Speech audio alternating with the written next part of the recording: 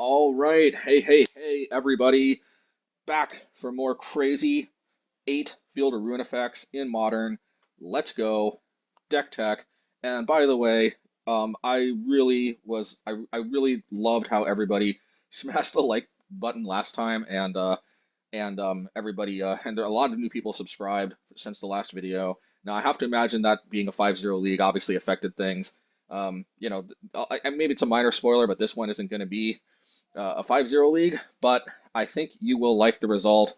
Whatever, maybe I'll just put the results in the title now, actually. This is a 4-1 league. It's good. Yeah, you know what? Maybe I will put the result in the title. 4-1 is a respectable result. And yeah, I mean, I don't know, maybe I won't put it in the title or not, but like, yeah, this is a 4-1 league. And honestly, our only loss, yeah, I guess, I'm recording this I'm recording this after I already finished the league.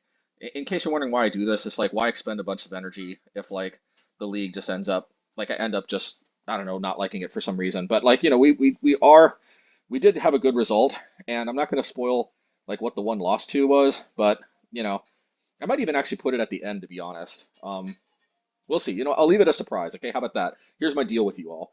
I'm going to I might put the loss at the end. I might not. But I'm not going to tell you. Okay, it might be at the end, but it might not be. I might have, it could have been anywhere in the league, but I might end up putting it at the end. But I'm not going to tell you. In any case, look, I think with more experimentation, did I already say? Yeah, please smash that. Please hit that subscribe button. Yeah, I think it was kind of implied with how much support I got from that last video. Definitely looking forward to continuing this crazy experiment. And the crazy experiment, is still kind of this I should say 8 Field of Ruin effects. They do seem to be working.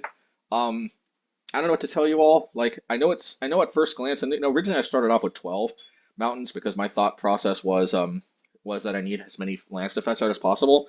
But then sometimes I end up with like freaking like 10 mountains in play, and then like there's nothing even for me to do sometimes with all that extra mana.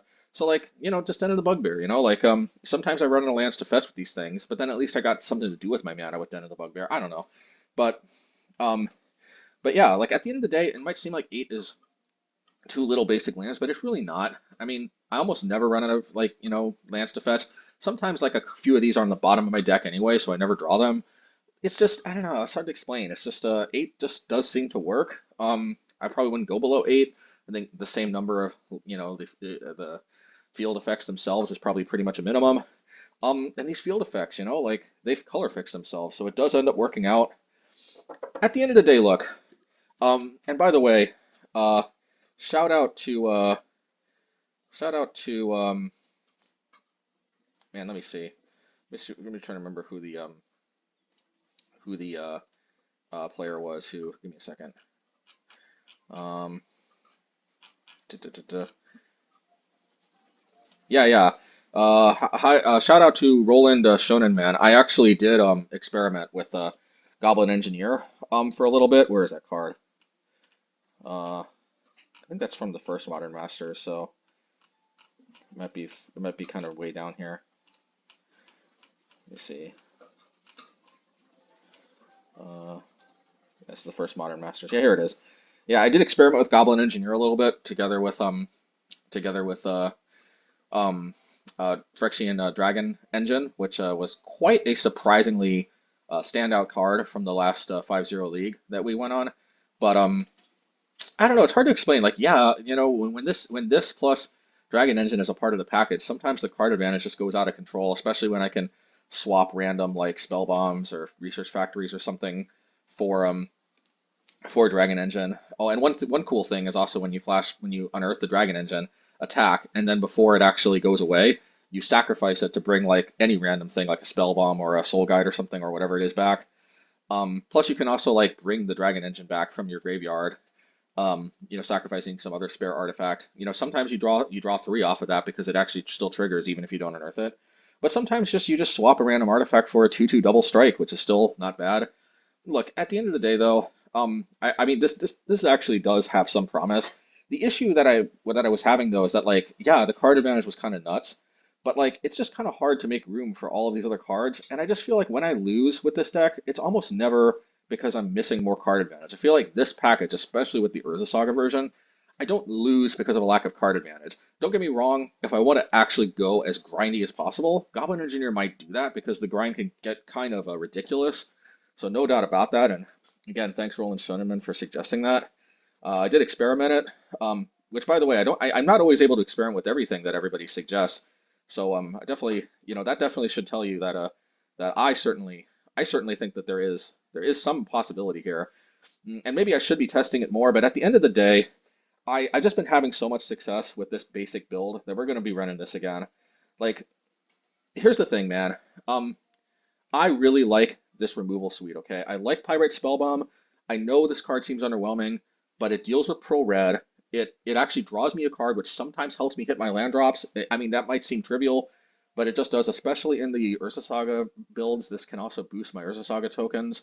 It can be fetched off of Urza Saga, but even like if I'm not playing Urza Saga, it still hits pro red. It still helps me dig through my deck. It can either help me like dig into some sideboard or main deck card that I need to hit, like Graveyard Hate or a Cleansing Wildfire, or you name it. Sometimes I just need to dig, and I can use this to dig. I can also use this to like hit my land drops if I'm really in a pinch, and I don't know what to say other than that. Yeah, obviously in like mono red burn, this card is pretty terrible because 2 mana for 2 damage with like no scry or anything is just kind of unacceptable. But this is not mono red burn, and just a good amount of time cycling this is kind of going to be better than 2 damage. And look, at the end of the day, Pyrite Spellbomb might be cuttable. It probably is more cuttable in the non-Urza Saga builds. I think this is pretty non-negotiable in Urza Saga builds, to be honest.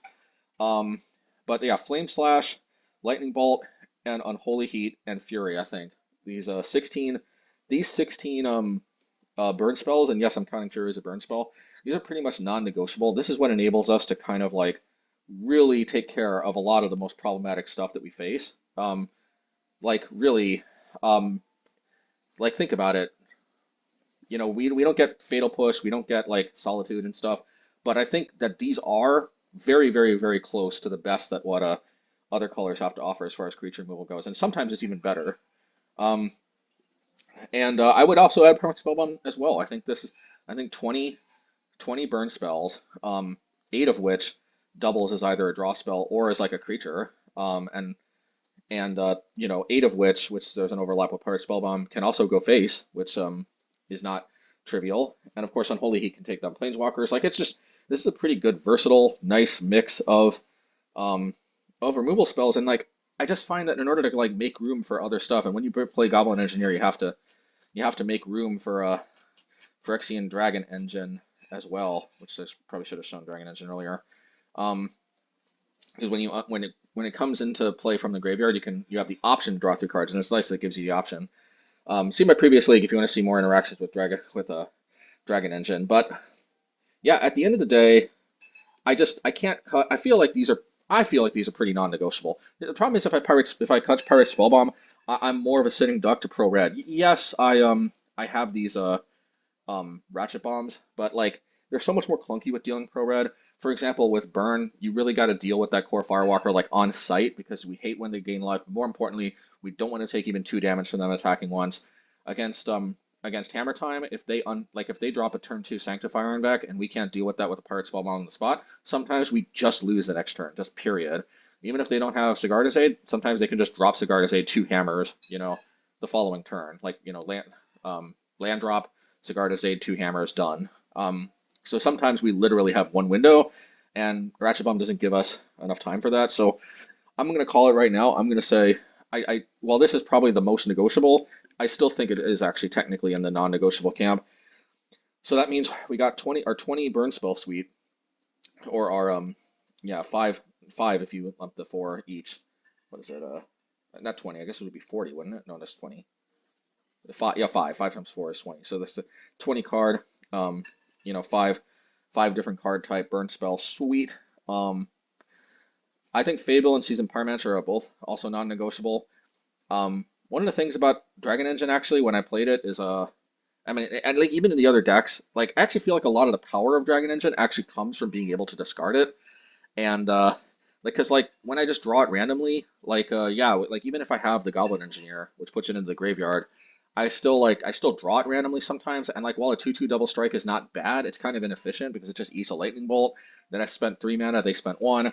Like for the most part, I'm kind of looking to discard Dragon Engine, and so I feel like Fable is kind of non-negotiable whether I'm playing Dragon Engine or not because Fable kind of makes Dragon Engine better, and also sometimes just discarding extra land is almost as good as just drawing raw extra cards. A lot of times when I'm unearthing Dragon Engine, I'm discarding excess lands I can't play anyway. So yeah, plus this also just synergizes too well with Seasoned Pyromancer and Fury, and to be honest, in my humble opinion, to pass up. So we've already got 1, 2, 3. We've already got, I guess 20, 24, 28. We already got 28 cards out of our 60, locked. I think Mishra's research desk is non-negotiable in an Urza's Saga build, and I think at least some graveyard hate. Here's where I'm at. Okay, I think we either need to play some graveyard hate main deck or we need to play Cleansing Wildfire main deck. The reason being, if we play Cleansing Wildfire main deck, we can up our chances of juking them with the strip mine angle. But if we're not playing Cleansing Wildfire main deck, which we are not, if we're playing Obosh, then yeah, we kind of need graveyard hate, I think, because sometimes we need to be able to deal with whatever nonsense they're dealing with before it comes online. Okay, maybe I've talked enough, but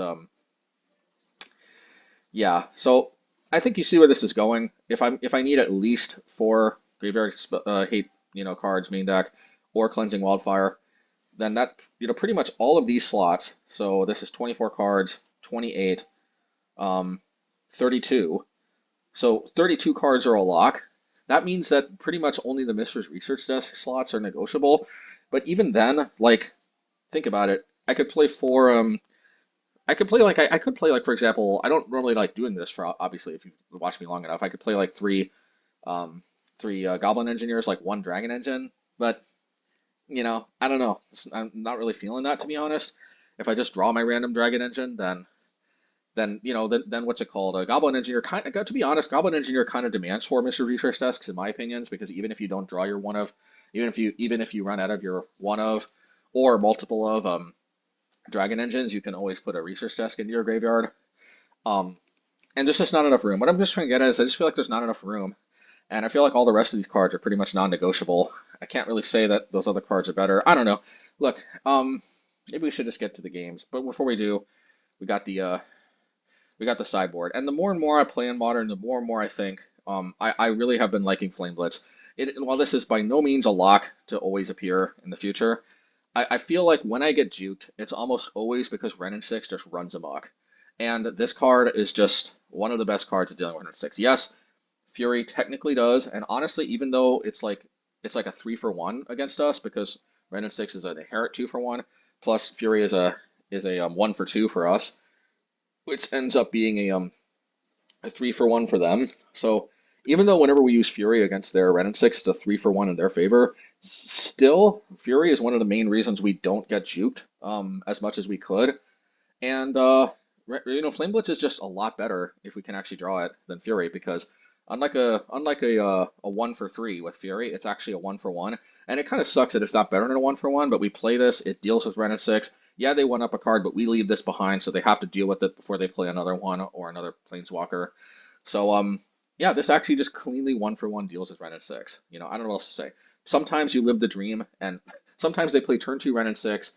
Sometimes you either don't draw it or you just take the risk. And wait another turn. Sometimes they play like Teferi uptick 5, and then sometimes you get to live the dream by playing Flame Blitz, and obviously their Wrenn ticked up to 5, but then this wipes out the Wrenn and 6 and the Teferi in one swipe. Like sometimes that'll happen. Yeah, most of the time it won't. But like I don't know. I like Flame Blitz. While this does mean we lose out on Shattering Spree, which is an amazing card. And yeah, there is like an Infinity deck running around. I don't think it's controversial to say Modern is infested with more Planeswalkers at this point than it is with artifacts, or at least artifact decks. And I do think that although this seems kind of risky, I do think our Ratchet Bombs can deal with pretty much all of the artifacts that we need to deal with. It's a good thing, I guess, that that Platinum Empyrean isn't seeing as much play as it used to, because that's where like having a clean like answer that doesn't require us to spend like like 9 or 10 turns, I guess 9 turns, cranking up the Ratchet Bomb comes in handy. Oh, and actually, we do actually even have an out to Platinum Inferior. We have Brittle Effigy, and that's exactly what Brittle Effigy is in here. In here, it's a great answer to Elish Norn, which we're seeing more and more. So it's actually this is actually low key. This is actually one of the low key kind of like draws to playing Urza Saga. Believe it or not, it's just having access to a card that could one shot something like Elish Norn, something like Archon. Hopefully that thing doesn't slip through because it's still gaining them card advantage. Or like I don't know, Primeval Titan or or Platinum Imperion if people still play that, or what's it called? Cultivator Colossus. There's a lot of cards that we just kind of can't deal with damage, or it's very difficult to.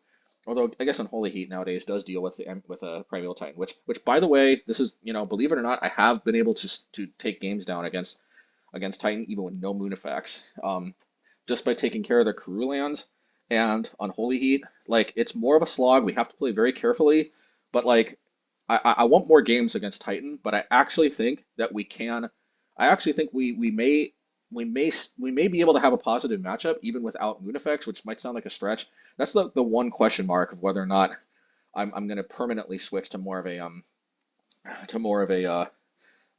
strip mine type strategy rather than going with moon effects. I know it seems strange because one of the whole reasons I played red in the first place was the crazy advantage of moon effects. But anyway, but the strip mine effects are also pretty low key crazy. Well, look, I think I've been going on long enough. Elixir of Immortality is for burn and mill. It might sound like not so impressive against either one. I mean, it's less impressive against mill because a good portion of the time it's going to get milled anyway. But sometimes mill is honestly just not that great of a matchup. But if they don't actually mill this and we can actually get it out, sometimes this does actually steal us games. It does. Um, I've stolen games from the past, and it is kind of nice to improve matchups that are otherwise pretty terrible like that. So there you go. And and then we come to Ratchet Bomb, and actually this is like the one card I think I would swap for the last 5-0 matchup, even though I want 5-0. I think I had a Shattering Spree in this slot, but I think I would play this instead of Shattering Spree.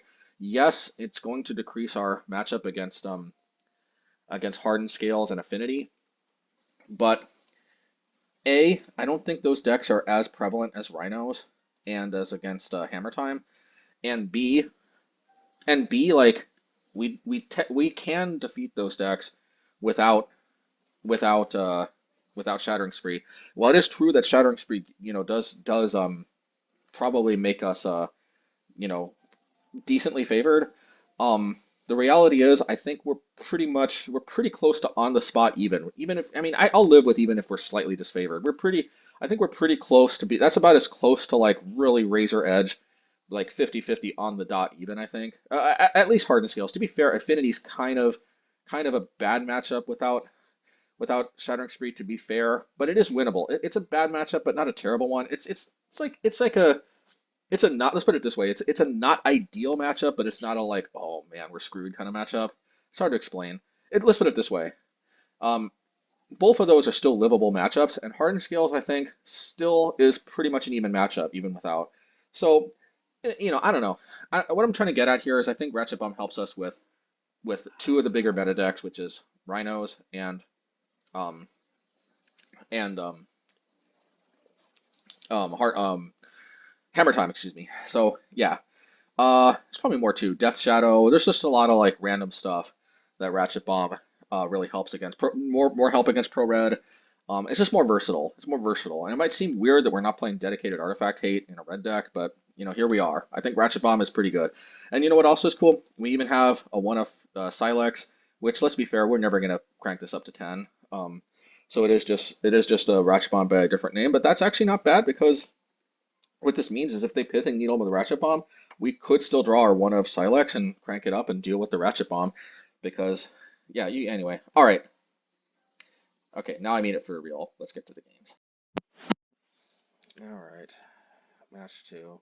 Rhinos is just, oh my god, I hate that. I hate that deck. It's such a stupid gimmicky deck, but what can you do?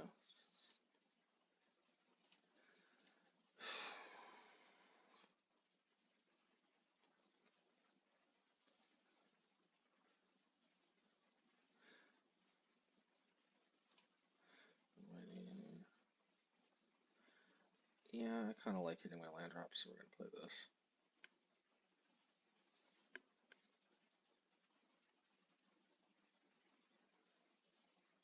Maybe that was my fault for not just playing out Ratchet Bomb, but how much you want to bet they had a counterspell last game? They didn't play, whatever, man. So over that. Okay, this is a little more interesting. Okay. I kind of don't want to play the Urza Saga yet, but...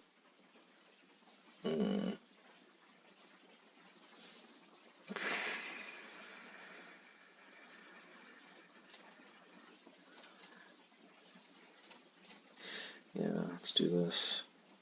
Yeah, that's probably, see, that's why I did that first, is because I want to be able to play the spell I draw off of this thing. Because you got it, sometimes you got to use it or lose it, you know what I mean?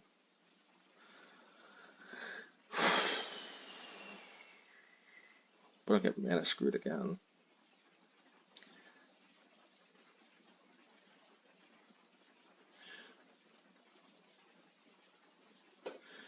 At least they're choosing pretty good land art. I like it.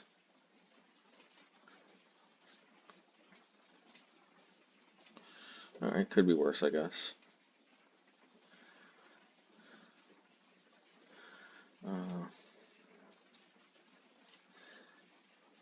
Fable is good, but I think I need to hold up Lightning Bolt. I could be wrong.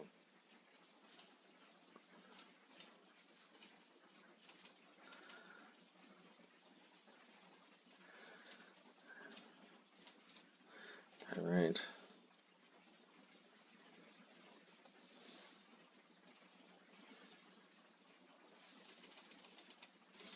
Alrighty. And Expressive Iteration.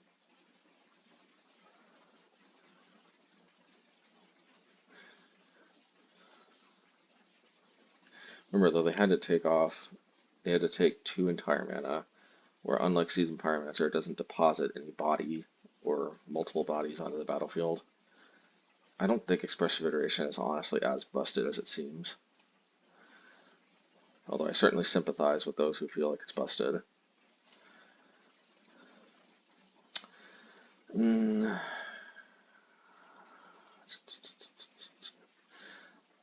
Yeah, I'll bite. I'll create a token. Hope I don't get punished for this. And since this looks like it's some kind of breach deck, we'll we know they can't play Murktide because they got Giganta, so we'll just take the Bauble. It's also one of the better cards for breaching.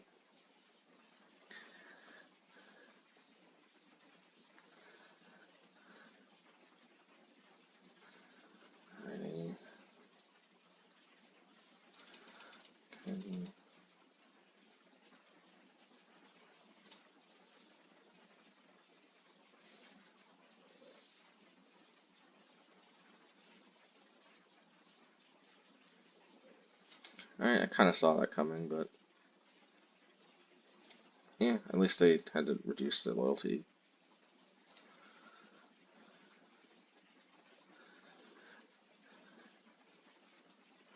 Let's just crack the Spellbomb, shall we? I'm still cracking the Spellbomb.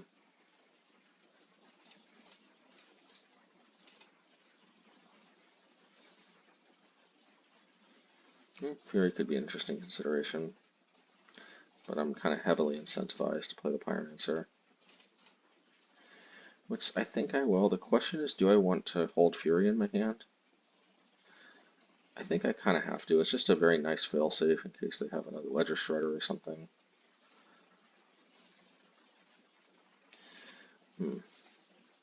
Unholy Heat. Should I Unholy Heat something? Yeah, I guess I'll Unholy Heat the Ragged. I might as well. Maybe that was a mistake. Yeah, that was probably a mistake. Could have had a better Fury next turn. Plus, I could save that for Giganta.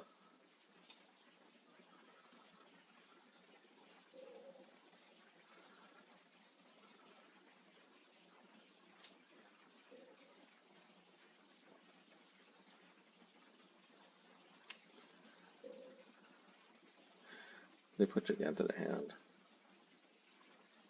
I'd rather not.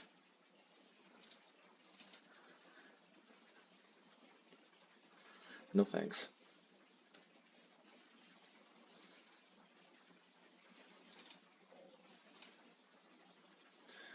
Alrighty.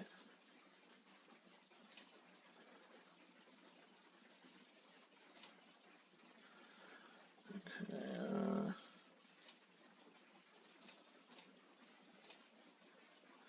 Yeah, I guess I'll do this, holding up a little bit against Ragavan. If they want to kill one of my tokens, so be it.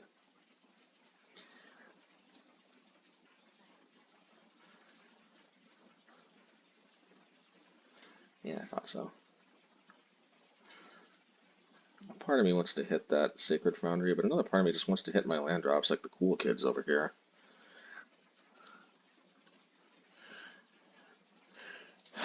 Okay. Lightning Bolt's cool, but I think hitting my land drops is even cooler.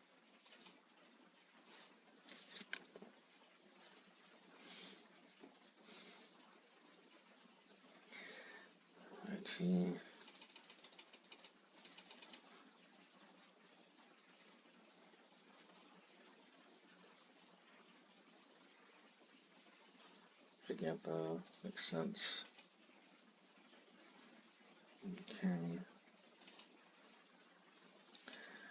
So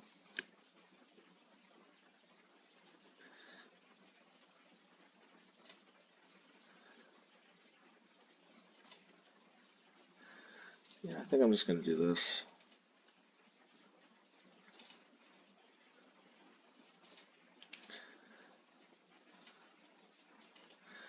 And I'll hold up Seasoned Pyro for dashing Ragavans.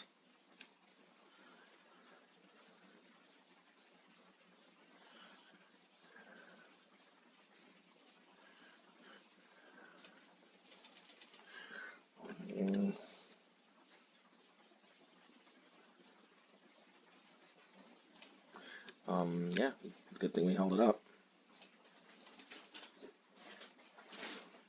I wonder if they realized that we had this in our graveyard. I wonder if they have double removal spell. Nope. I guess they didn't see it. It happens. Yep. Oh, so they can't play Giganta, but oof. They're going to have to block and then we can Fury it, so not bad, I think.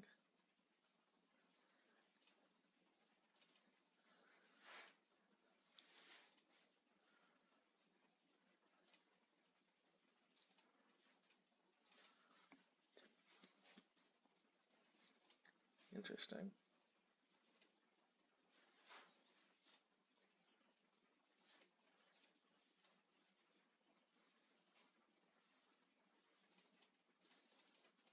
Maybe I should have attacked with the Bugbear too. I guess this wins us the game either way. Okie dokie. Doesn't seem like they play Urza Saga. So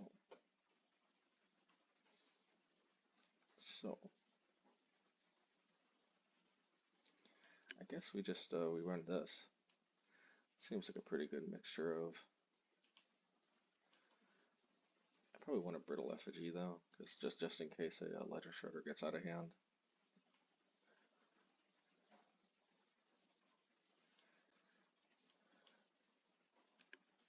I guess I can live without one Pyrite Spellbomb. It's the most duplicative type of effect here.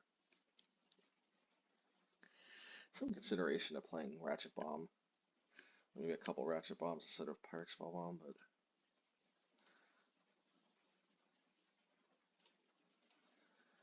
the Pyrite Spellbomb is fetchable, which is a big plus in its favor.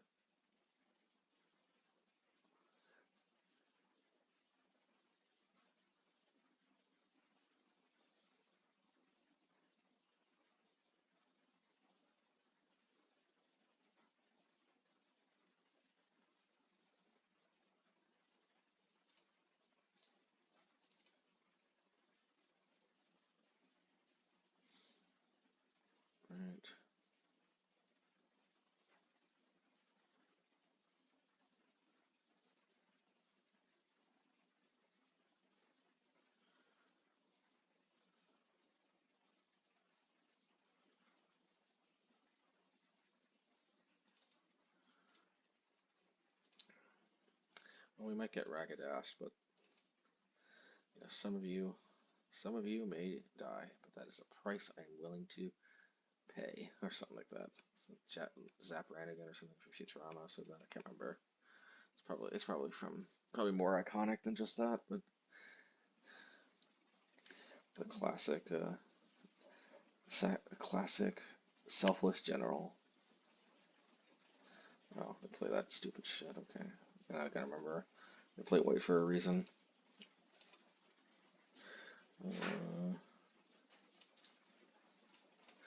Yeah, I could have so easily just waited till next turn, but whatever.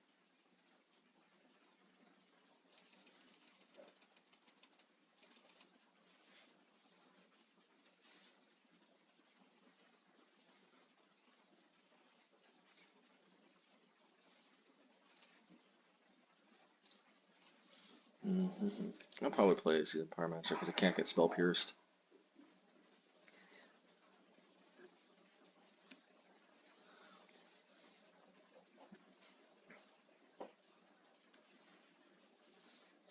I guess Fable can't get spell pierced either now. Maybe I'll just play this.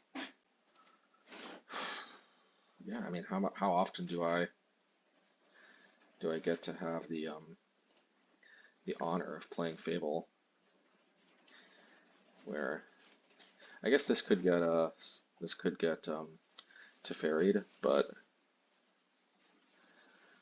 you know, I still think it's worth deploying. You just get so much card selection, lots of other good things. And fine. I guess we don't get card selection, but we did get a 2-for-1. They had to deal with the enchantment, now they have to deal with the token. Which, you know, fair enough. I'm sure they can, which, yeah, they can.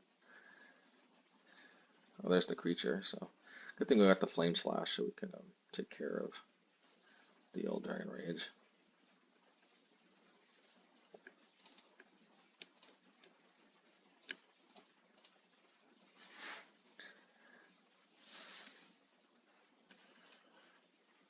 I don't really want to discard the Soul Guide Lantern, to be honest. You know, to be honest, I just want to play the Soul Guide Lantern this turn. They actually only have one instant, believe it or not. Nah, never mind, they actually have more.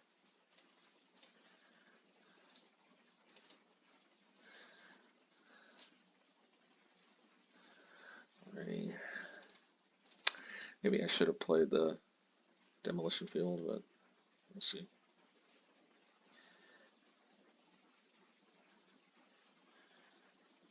I can live with that. I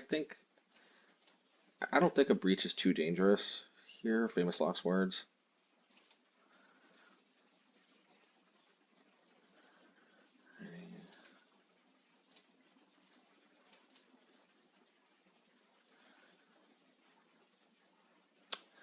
Well, I guess if I get spell pierced, I get spell pierced, right? But I think it's a price I'm willing to pay. Or I could just play the Urza Saga. Yeah, maybe I just play the Urza Saga token.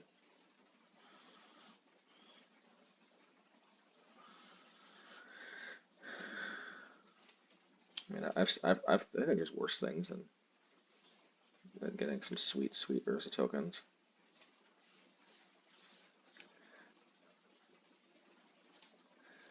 Definitely wishing I would have waited though, because I could have played the Fable and still held Urza Saga up. Okay, well, good thing I got the Fury. Fable's such a better pitch than Seasoned Pyromancer, so that's good.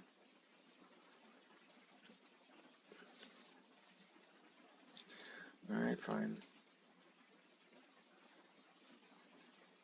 Oh, there's the Spellpiercer we were worried about.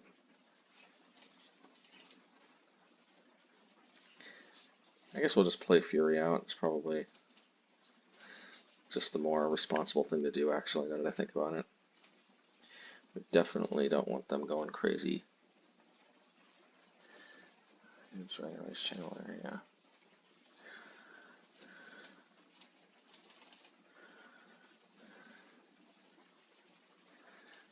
Yep.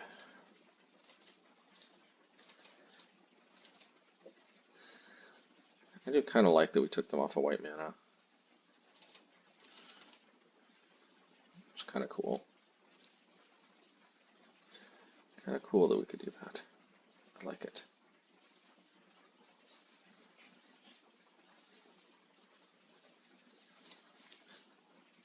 Alrighty. Alrighty. Okay.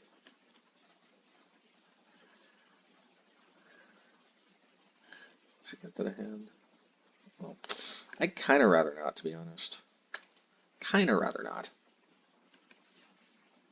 Okay, I'll just get to hit the Unholy Heat too now, so not sure why they sequenced it this way. Oh, I guess because they had to in order to have Delirium. Makes sense, I guess.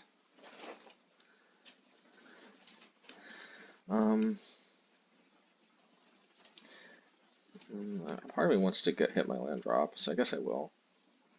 Oh, and what a land drop it is. Alright, well, as much as I'd love to hit that white source, or the fire islet even, I think getting an unspell-pierceable Fable is pretty good.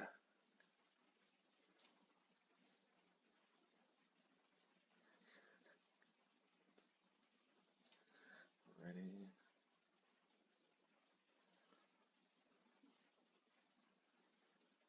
Okay, that's fine. Oh, that's a lightning bolt if I've ever seen one.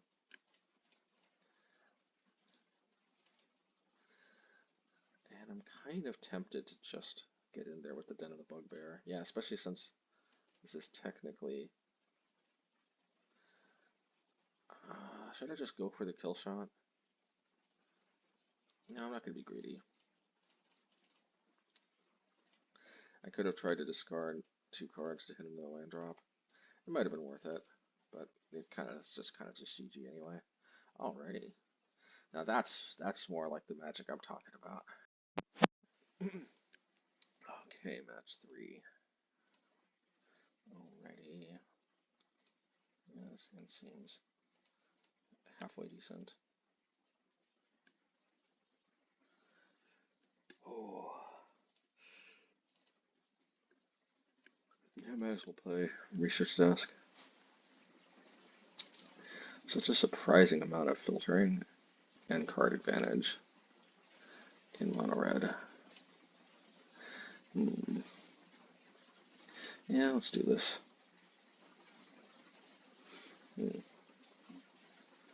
So, I like Urza Saga, but let's wait on that. I'm going to play this, and the reason why is because it's going to make our Urza Saga mana better. Pretty sure this is Coffers, and I don't think there's anything I'm going to need on Unholy Heat. Of course, famous last words.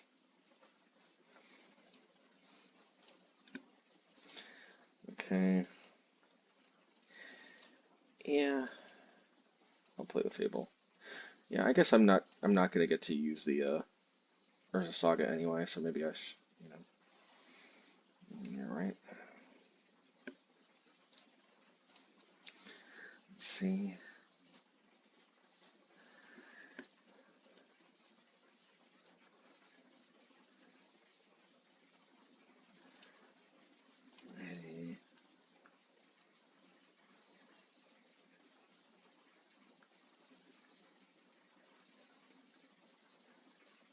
Alright.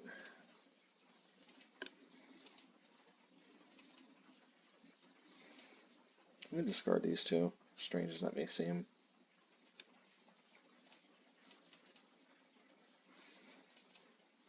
Unholy Heat and Flame Slash. Yeah, I'm going to play this. Because next turn I want to play Seasoned Pyromancer and Urza Saga. Or I might just attack with a Bugbear. We'll see. I guess there goes the Bugbear plan.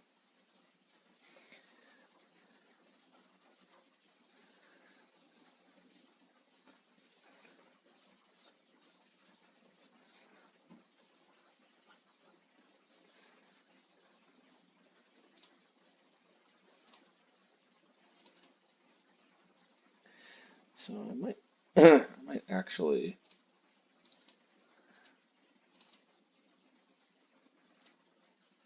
to Demolition Field. This one. I mean, it does give them a good expedition map. I think I can live with that.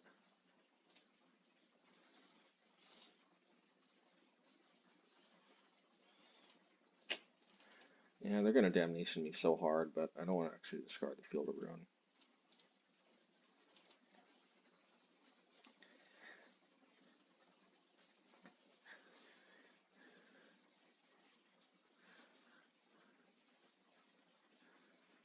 Maybe they won't damnation me.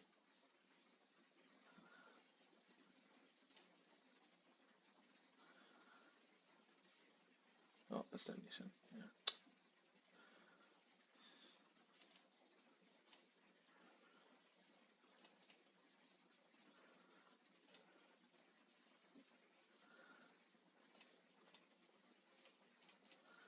Alright, I'll put that to hand. That makes the most sense. Alrighty.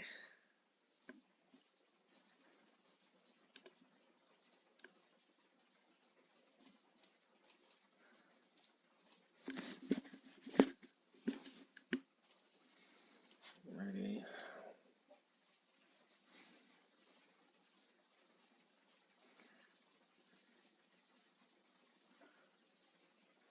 I mean, okay. I'm pretty sure we got the same amount of basics. Nah, they're probably more basics than me.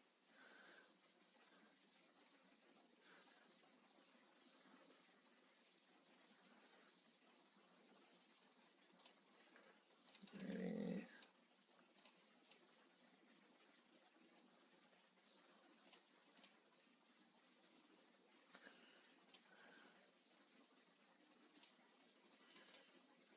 Clean to dust.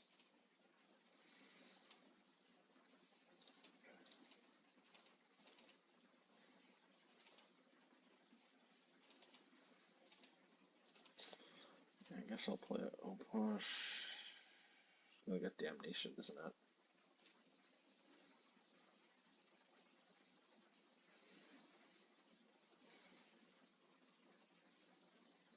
Well, might as well force the damnation now rather than later. We want to empty our hand in case you draw another Seasoned Pyromancer.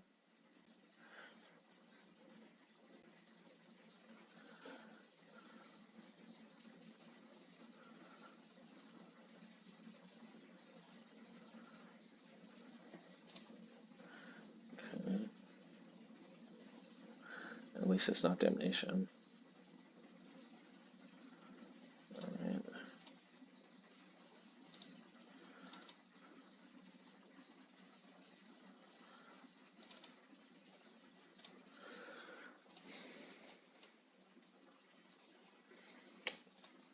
Yeah, I want to get some value out of the Seasoned Pyromancers before they go.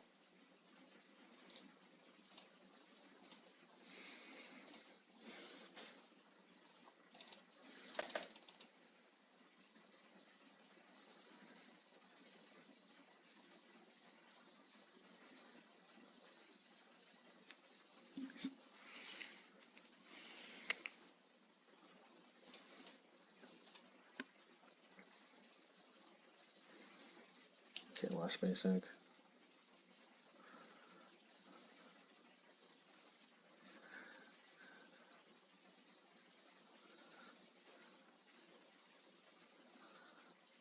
Whisper, okay.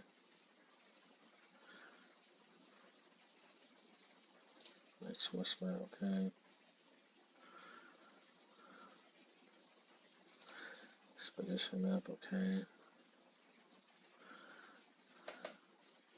Night's Whisper, okay. Man, they're really like getting themselves far down on life. Seems a little reckless to me almost.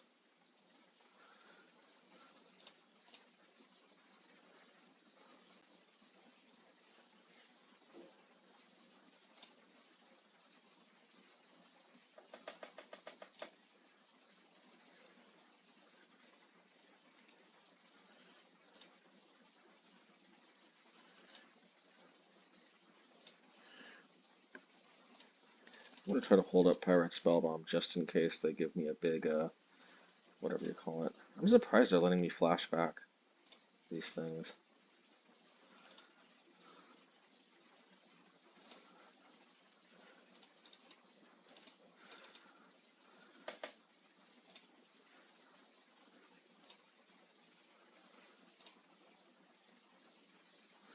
This is so weird.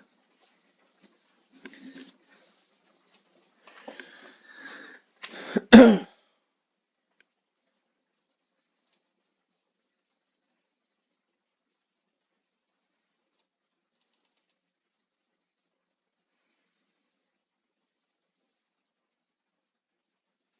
don't think they realize that this is like instantaneous. This is like what do you call it? It's like an interrupt.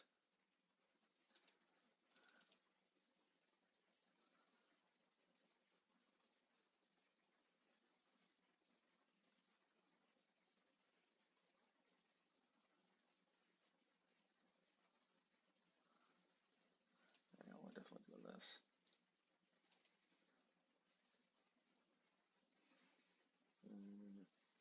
I guess. I really should have kept up both spell bombs to crack both of them, but it is what it is.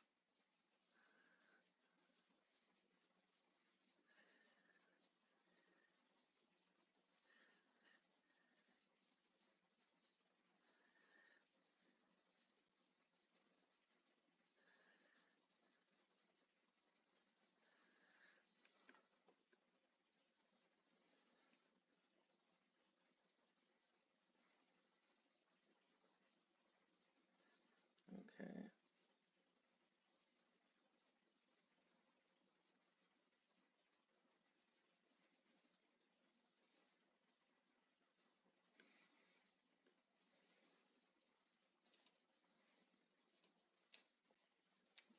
Too many artifacts.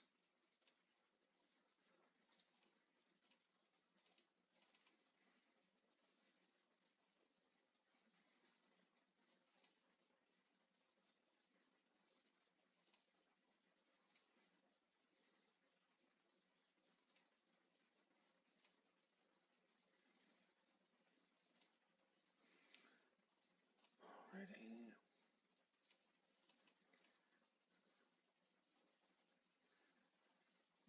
I do want to let them uptick Karn again. I'm not sure, to be honest.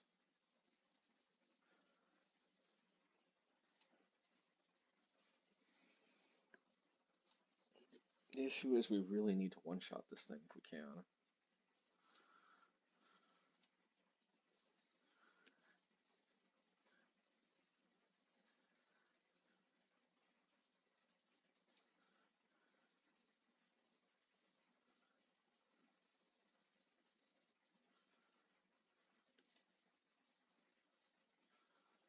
Another walking ballista. That's fine. I mean, I'll just wait till next turn, I guess.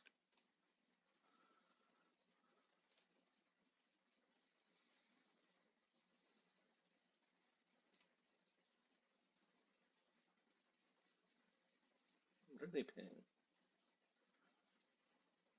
What are they pinging? I don't get it. Oh no, they're up there putting counters on it. Got it.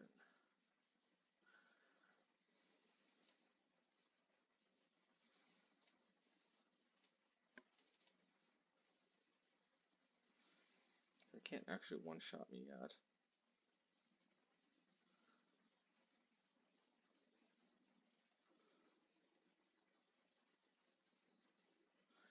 I wonder if there's some way to slip this past, kill one of my shaman tokens.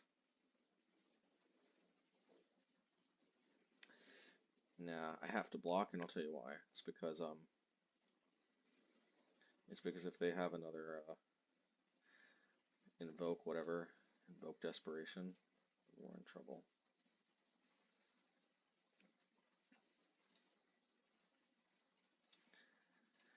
Alright, well, they've got that thingy-madooter.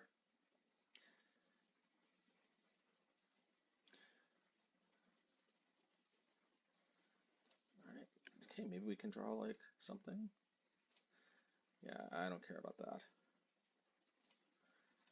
Come on, spin the roulette wheel.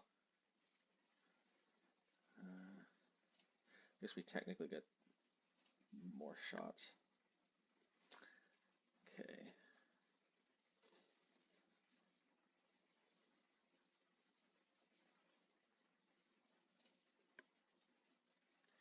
Yeah, let's just do this. I guess I should have discarded Seasoned Pyromancer too because of the Mishra's research desk. No. Okay, I think we got it. Hopefully. We still might be able to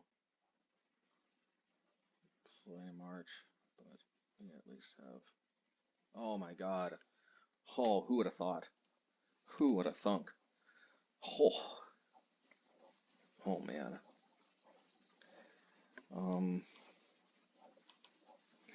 Okay. This Soul Guide might have been good. It did hit the Cling to Dust. Hard to tell. I will say one Brittle Effigy for maybe dealing with what's it called? Worm Coil could be good. I think we definitely do not need Flame Slash. We'll put in Flame Blitz. Honestly, the rest kind of is what it is. Could bring in Cleansing Wildfires, but I don't think I got so many of these Field of Ruin effects that it's not so much that we're worried about early game Coffers. It's them pulling ahead in the late game. They definitely took way too much damage from all those Night's Whispers, though. We can't always count on them doing that for us. But it's certainly appreciated when it does happen.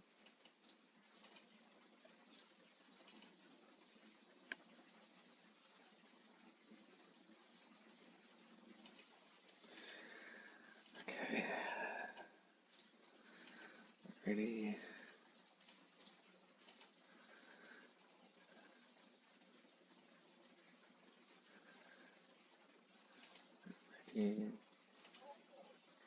I'm considering cracking this, but why? Actually, I know why. It's because I might draw something, but we saw how important having a little bit extra reach can be.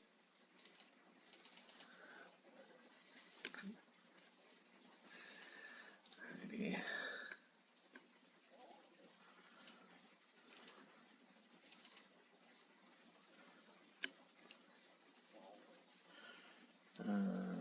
Fine, I guess.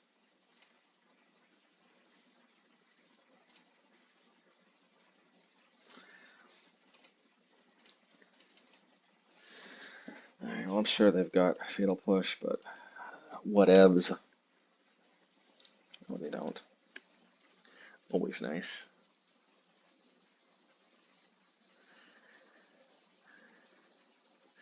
Unless I draw something else, I'll probably discard Unholy Heat and Mountain. Shield Red. The Apocalypse. The Apocalypto. I don't want to lose unnecessary life.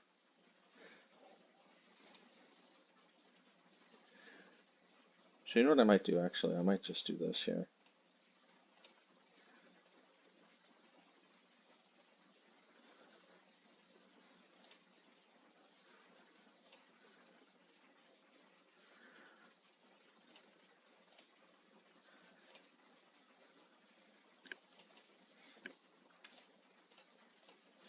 Yep.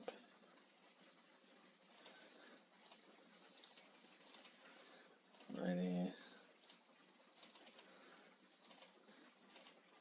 Let's go.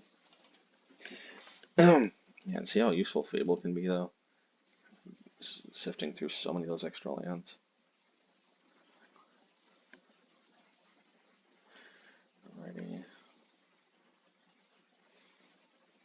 Yeah, that's fine, I guess. It's annoying, but fine, I guess.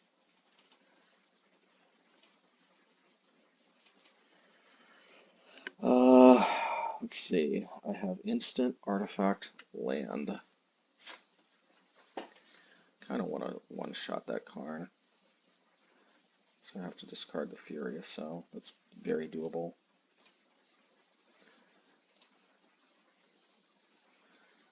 Yeah.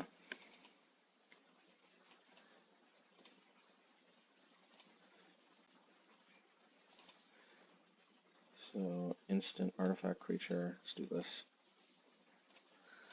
Yep. Alrighty.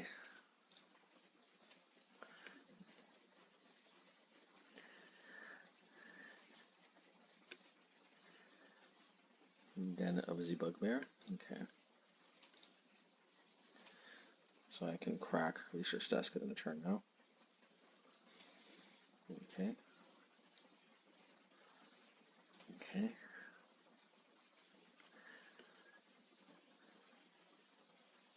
Yog.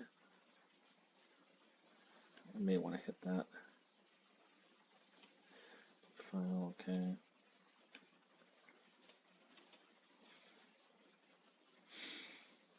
Yeah, let's go hit Research Desk.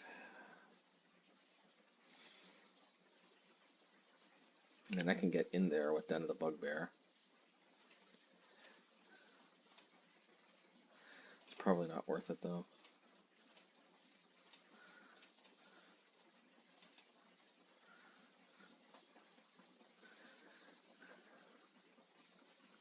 Maybe I shouldn't have done that.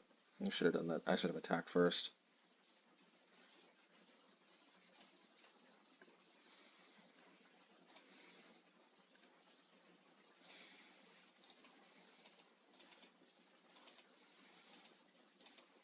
And I guess I'll do this. Play around Graveyard Hate. Yeah, why not?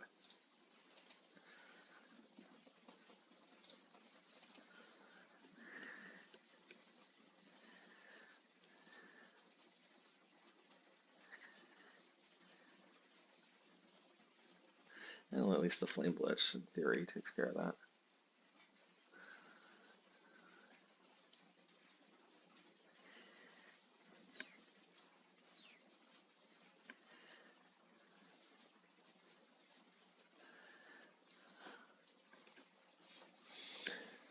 Alrighty. We got the Unholy Heat, which is pretty good, I think.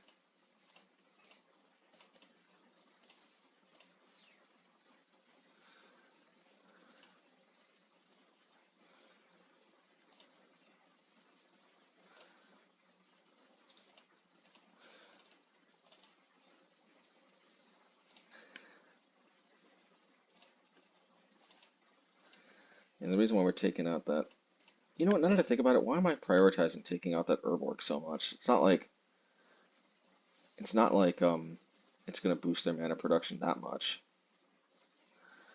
Well, whatever, I did, and I have to stick by it now.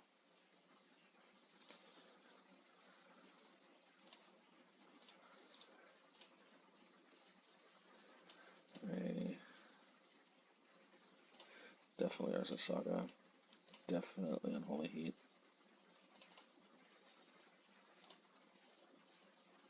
Definitely kill the Lifelinker.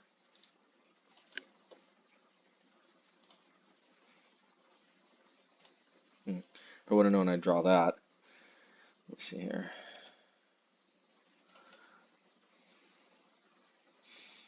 Well, let's see what we get with the old Research Desk.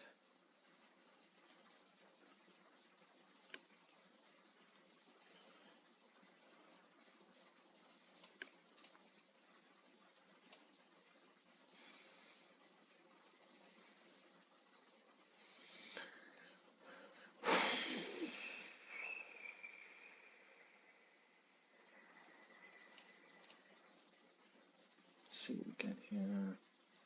Yeah, I guess more Research Desks are better than no Research Desks.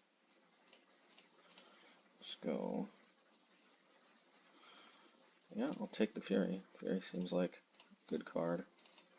No reason not to play that.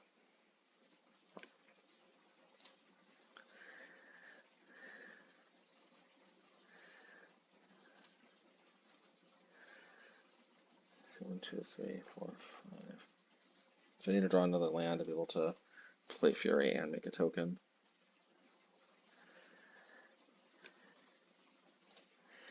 Which would be nice.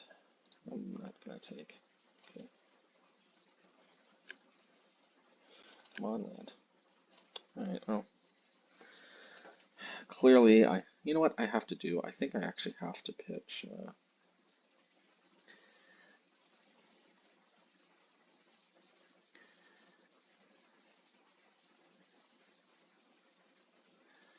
Let me think here.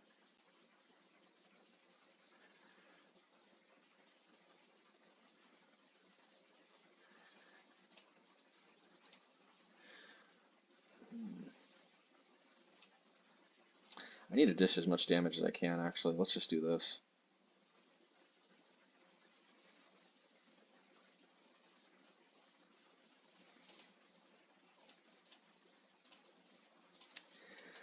Now, yes, I know.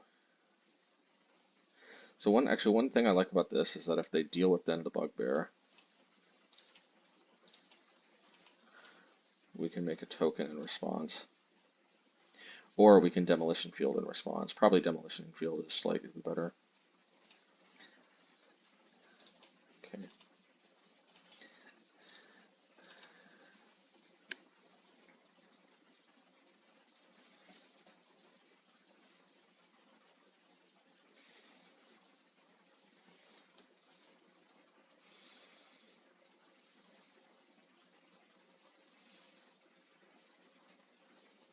Yeah, whatever, I got a token out of it at least.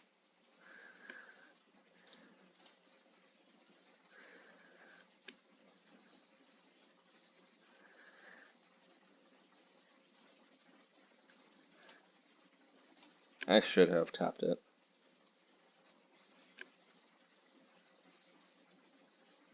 Maybe I don't want to use the Demolition Field though.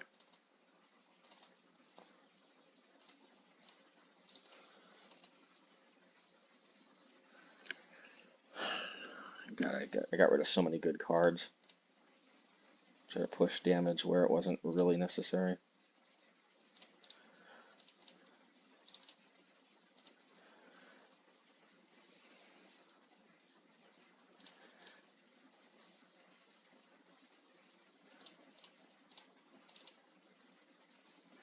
And I ran out of fetchable cards, but whatever, it is what it is.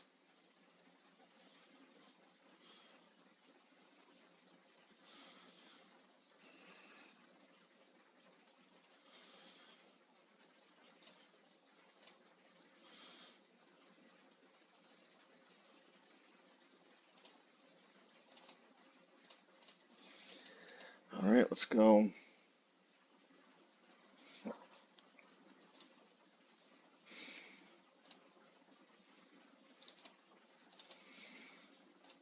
Okay.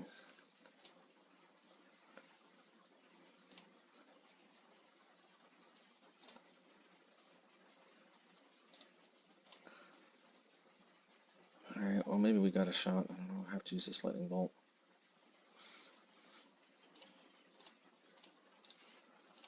Let's go.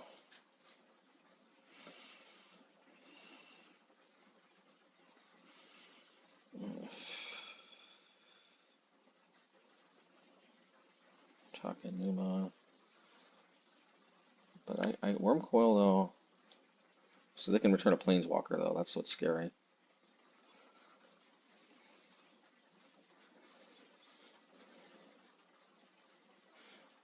Okay, what can they do with Karn? Do your worst. Actually, I know the worst they can do. It's Ensnaring Bridge.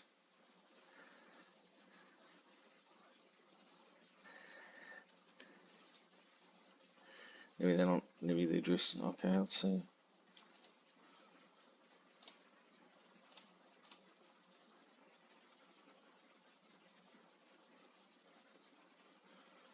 So I got 5 damage here. I don't know, man, I hope I'm not missing something.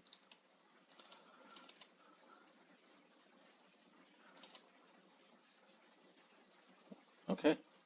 Well, why didn't they play Karn? I don't know. Okay, match. What is it? 4 already? Yeah, match 4. All right, let's see. Ooh. Yeah, I think I've learned my lesson with hands like these. You know, you could say that this is a victim of us, of this not being a mountain. But actually, if this encourages us not to keep, mm, well, maybe that was just a victim of, yeah, it's okay though. The thing about um, this deck though, is that we do have so many, yeah, believe it or not, I'm gonna lead off on Field of Ruin, and I'm gonna do that because, I'm probably gonna want to lead off by cracking this. But yeah, we've got enough card advantage to make up. So let's see. Somehow Giganta has been the name of the game lately.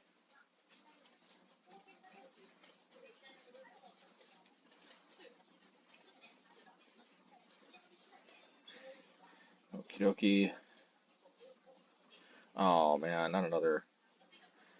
Okay, good. I was worried they were going to be prismatic ending my Mishra's desk. Okay. I'm actually going to have to take Field of Ruin. And that's basically because I'm just going to play Soul Guide. And that's basically because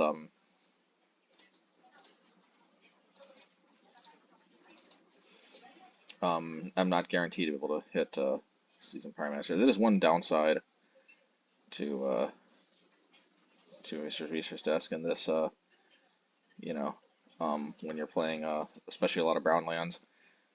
It's one reason why I've kind of moved away from Mishra's desk outside of the Saga builds, but this, Mishra's desk still just kicks so much tushy in the Saga versions, if you know what I mean. Okay. You know, I think here. Excuse me. Yeah, I'm just gonna do this. And let me think here. Yeah, I could play a research desk, but I want to be able to hold up to play to intercept a Ragavan. Maybe that's. They could be playing Saga, so I don't necessarily want to fire off Field of Ruin just yet.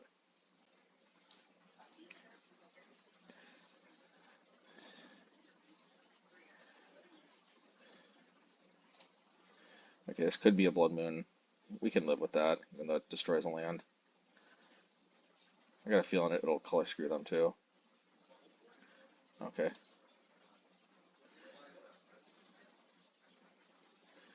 Alright, let's do this here. I gotta think there's a better chance that they're missing a plains than a.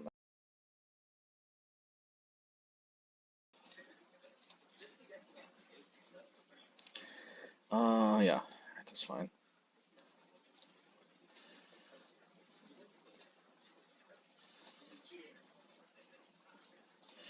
Alright, well, we'll do it again, but this time we'll just go ahead and Field of Ruin, I guess, here. Maybe I'll just put Obosh to hand. Yeah, I'll put Obosh to hand. I just can't rule out the possibility of Urza Saga, and how cheesy would it feel to get juked by Urza Saga when we have 8 Field of Ruin effects. But it could happen, because we're not always guaranteed to draw them in a timely manner.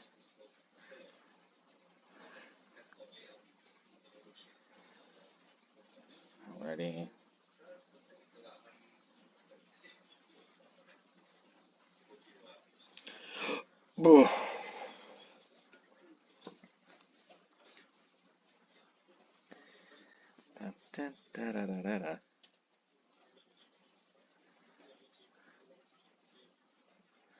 Alright, see here.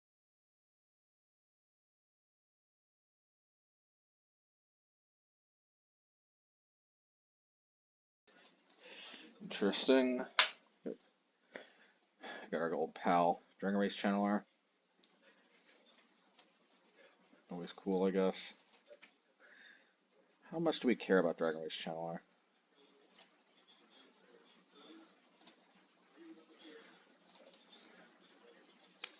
You know, since we just drew Fury, I think we care enough that I think we're going to Flame Slash it. I want to Flame Slash because there's too big of a chance that they grow it out of range. Plus a Flame Slash now will lead to Delirium later down the road. I guess alternatively I could have Furied the Teferi and the Dragon Rage Channeler, but I try to take care of Planeswalkers with creatures as much as possible, and plus we needed the Fury for that.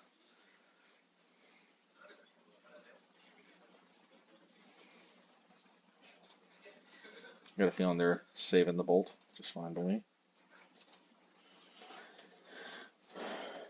Ready.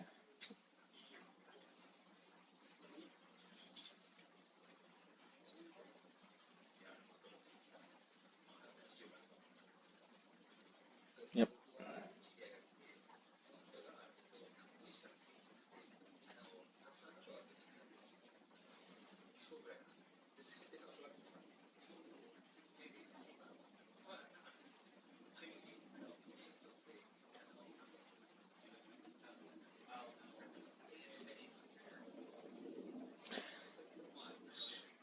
Problem is I can't respond, so I have to just do this now, which is fine.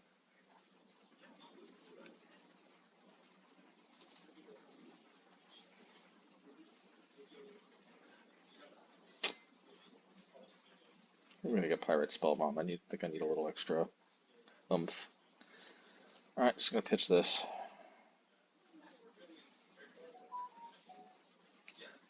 They can't have actual factual counterspell. Hopefully they can't like double spell or something in response. I guess they could, but I think it's worth it to try to tag the Teferi. I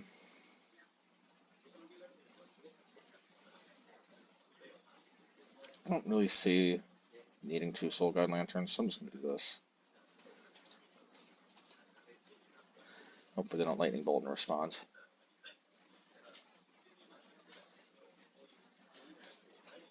Oh, okay, that's fine.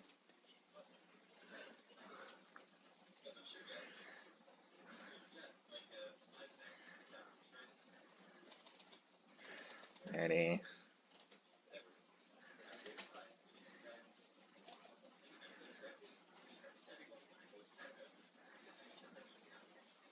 Alright, more Expressive Iteration. In a way, Expressive Iteration kind of just lets them keep up with us, as, like, if you think about it. Like, the reality is, I feel like you just kind of have to factor in that we're kind of in a new crazy card advantage kind of world in Modern. If Expressive Iteration gets banned, probably Izzet falls behind.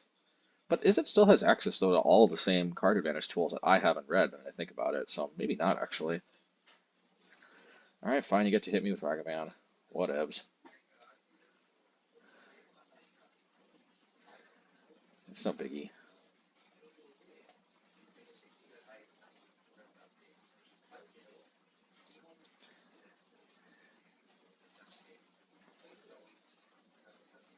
Somehow I knew not holding up Pyrite Spellbomb could be a problem.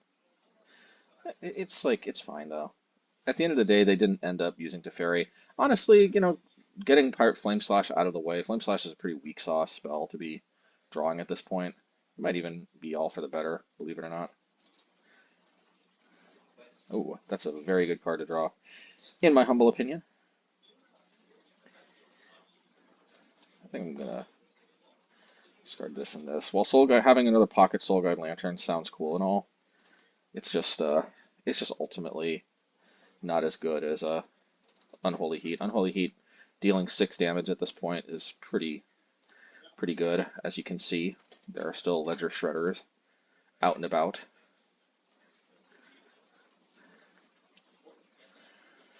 Alrighty.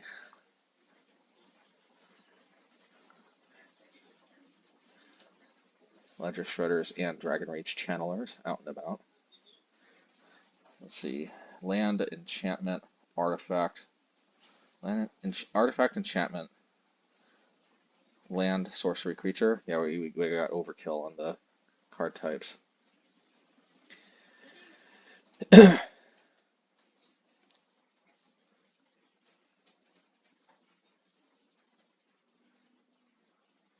Might cycle Pyrite Spellbomb just because. Well, just because is ever really that good of a reason.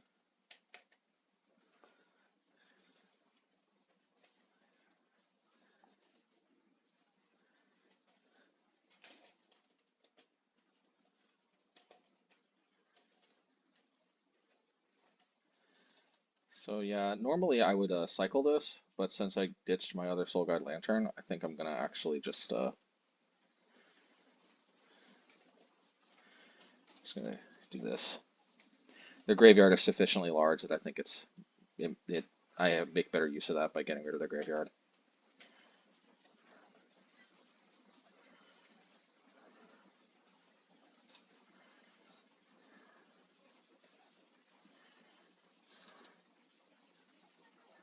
And the last card in their hand should be Ragavan, if I'm not mistaken.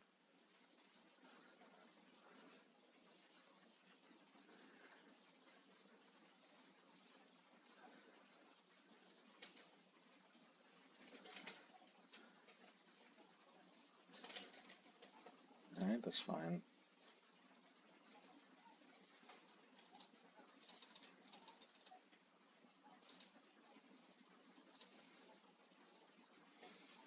Now hold on to the Pyrite.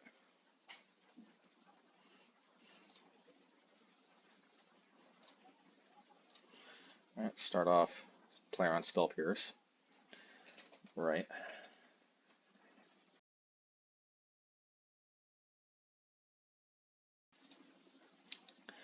So, the question is, I mean, do I want to play around Spellpiercer, or do I want to be mana efficient? I think I have to go after the white source, though.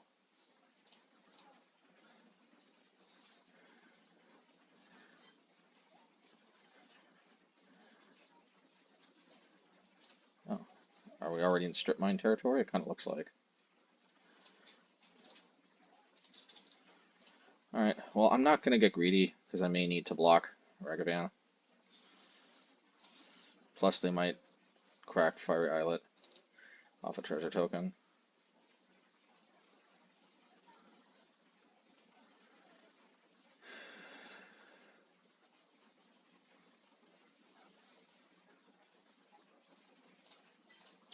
Just in case they draw Spellpiercer. Alright.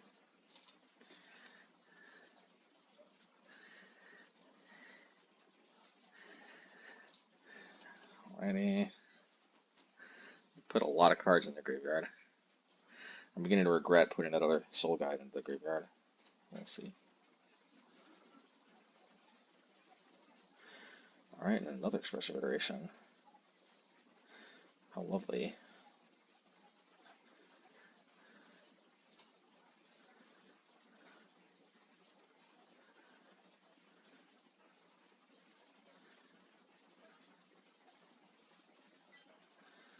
I almost don't necessarily even want to hit the Fiery Islet. If I can constrain them on lands enough. We'll see.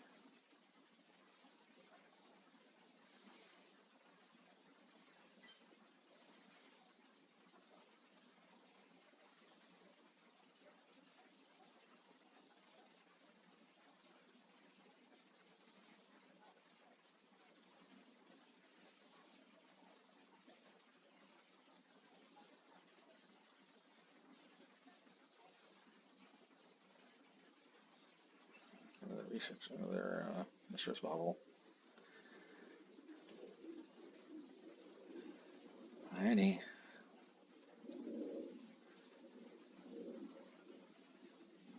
I wonder when they start running out of fetchable lands.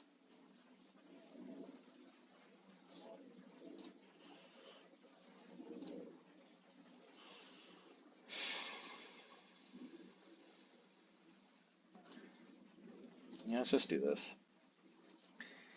Once we start running out of Mishra's Research Desks, we might. Lightning Bolt seems pretty good to me. Playing around Spellpiercer seems like a pretty good call to me too.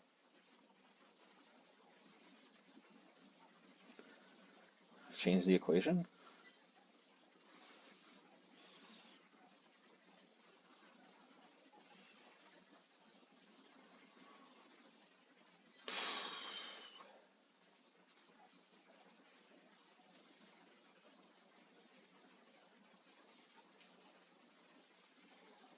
Mm-hmm.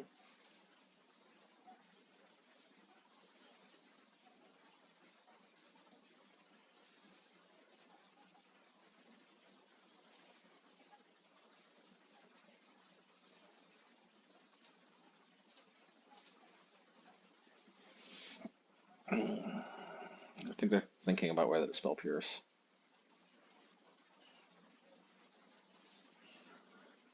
Probably just should. So why not? I don't think it's getting any better for them.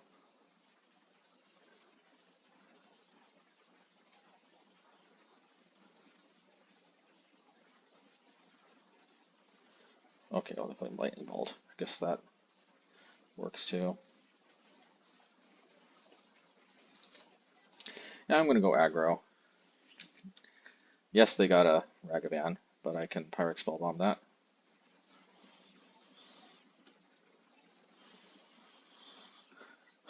Already. Alright, well. Yeah.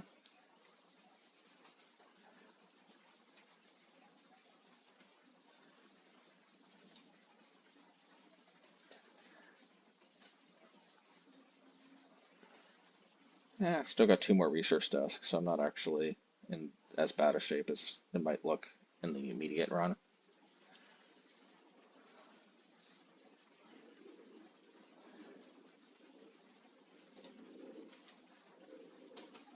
Somehow I missed that they had 2 Dragon Race Channelers.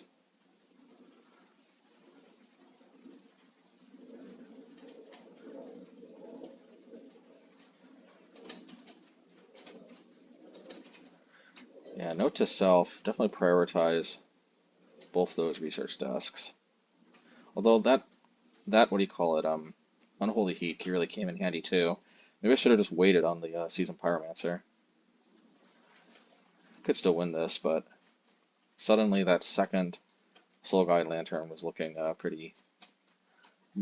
more important than it seemed at first blush.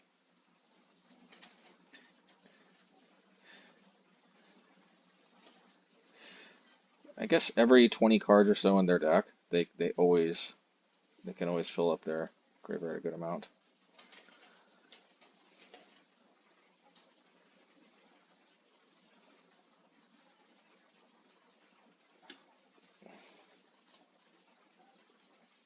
Eventually they're going to deck too. We can't, can't forget that.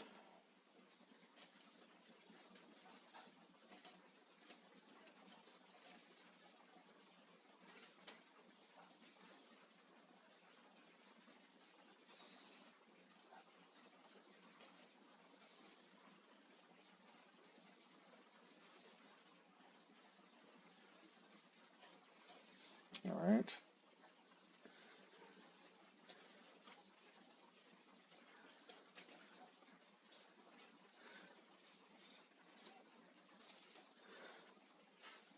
So after this, so they have 1, 2, 3 more. Yeah, 1, 2, 3 more cards they can draw for that.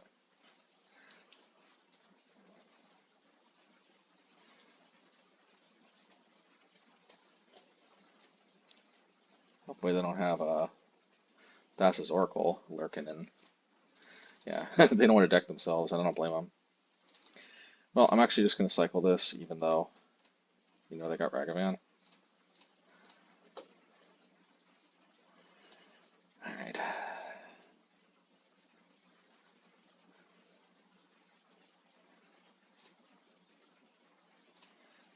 Okay.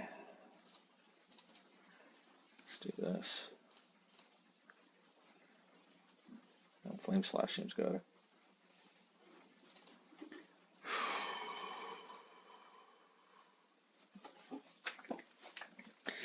Now, question, should I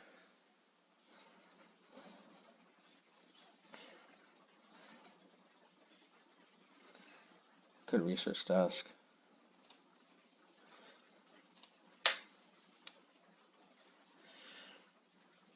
How important is it for me to play around Spell Pierce? We'll see.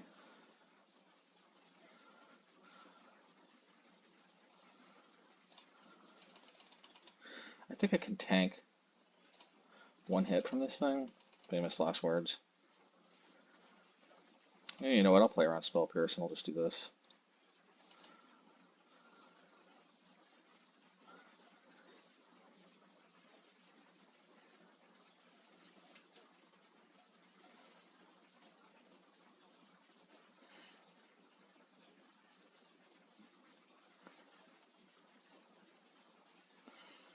Alrighty.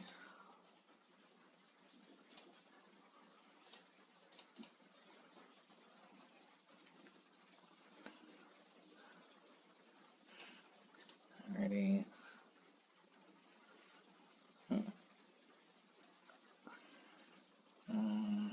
I guess this is a pretty good card.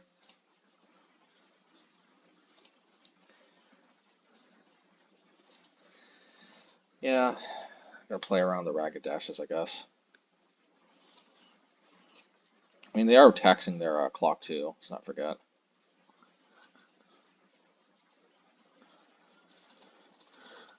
Alrighty.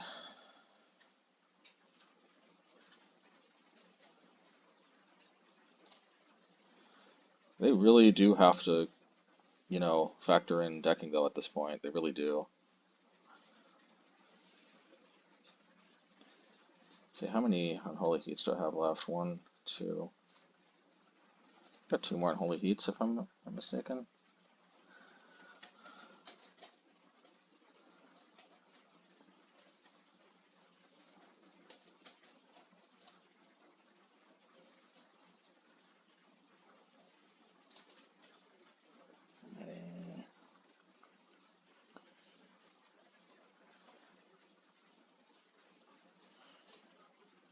Okay.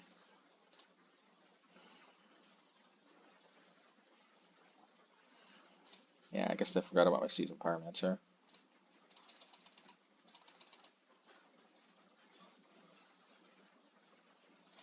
Seasoned Pyro. You'll get caught up in the Seasoned Pyro. Oh, they did. They did remember it, I guess. Caught up in the Seasoned Pyro. Seasoned Pyro. Alright, well, I guess I can finally hit this.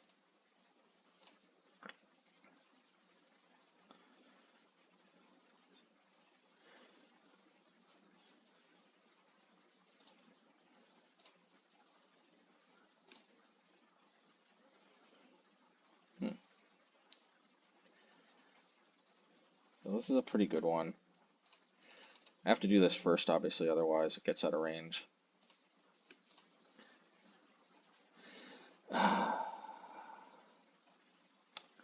You know, I'm considering just not playing this.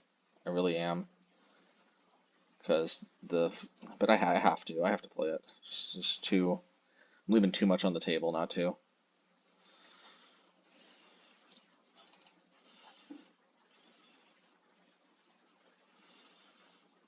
I would love to attack so badly, but I just. But the Ragged Dashes are so lethal too at this point. And yeah, multiple lightning bolts could get me too.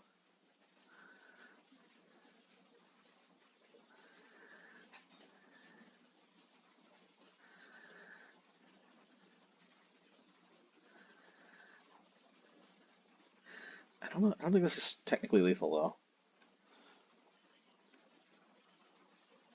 Oh yeah, because they have 4 bolts, right? I guess if I would have played another Field of Ruin, I could have played around it.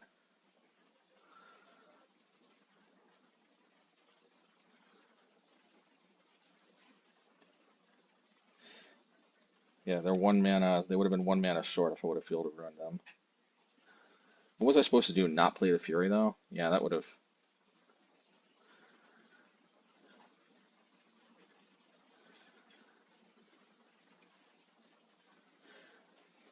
Yeah, I threw this, but it's okay. We'll win anyway. Yeah, we just misplayed. This deck is easy peasy. Da, da, da, da. Let's get the Ratchet Bomb in here. Yeah, I think Ratchet Bomb is pretty good. We can hit multiple one-drop thingies. Is it actually worth losing Obosh, though? Probably.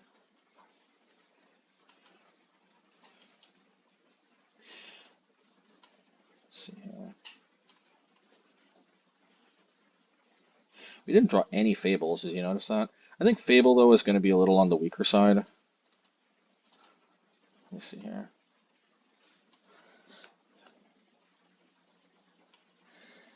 Pyrite Spellbomb is okay, but actually Pyrite...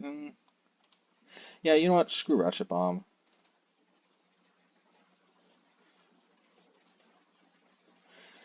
No, actually, I'm so back and forth on Ratchet Bomb, man.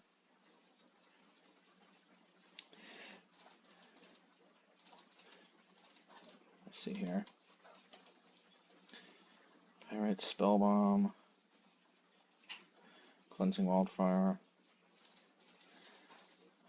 Man, I don't like,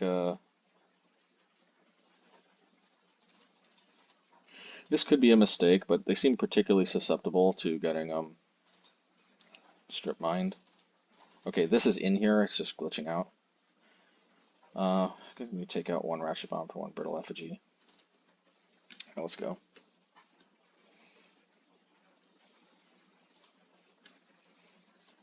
We've sided into a companionless version, which is fine by me.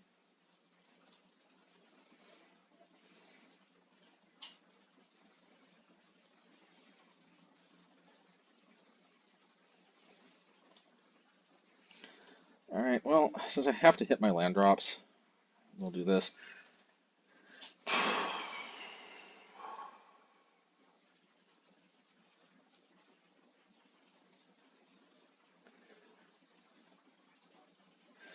Alright, that's fine.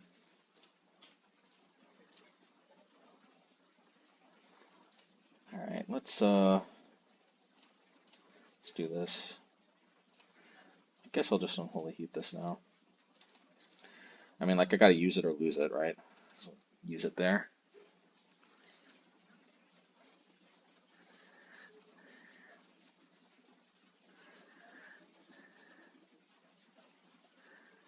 Yeah, that's fine. I got hold up Lightning Bolt next turn.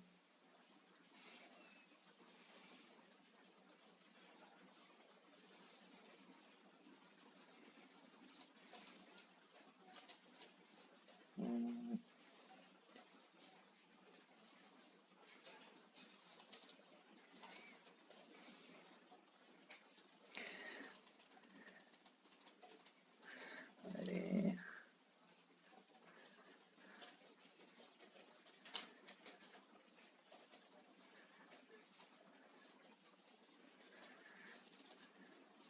Should I leave myself vulnerable to a Spell Pierce? I'm gonna say... Well, I'm actually vulnerable to a Spell Pierce anyway.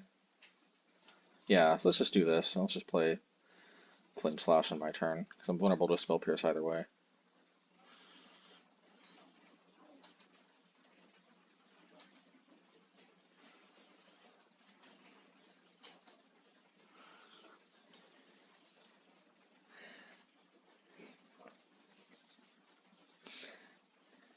Yeah, that's fine. There's the prismatic ending we never saw in game 1.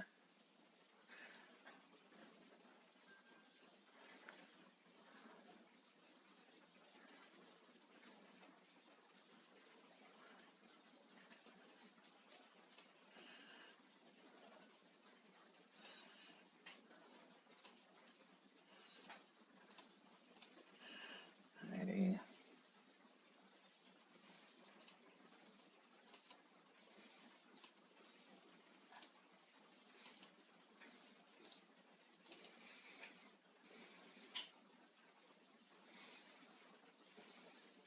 Yeah, I know we end up kind of still playing into Spellpierce, but I just felt like I had to be mana efficient on some level. I don't think they have it, because otherwise they would have.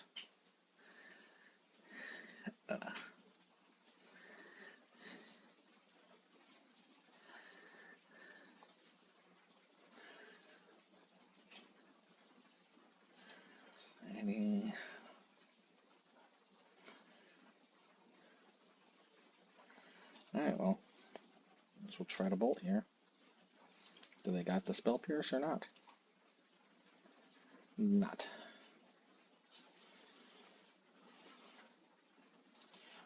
Alrighty.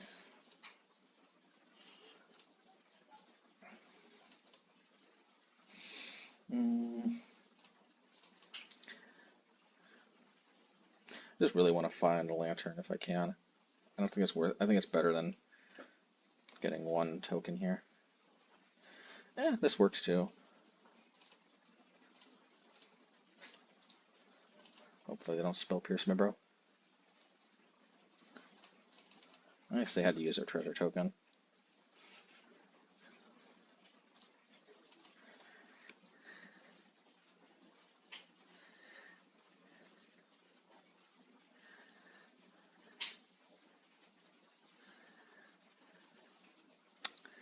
Frickin' Mishra's Bobble. As long as they can't. Yeah. And next turn could be pretty brutal though if they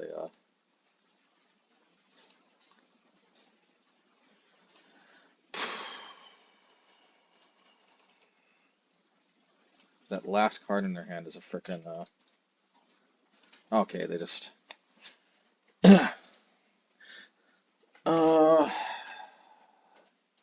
I'm kind of suited up, I think. So yeah, let's just go again. I was a little disappointed though in my specific draws there, but I think I'm suited up. Yeah, let's go.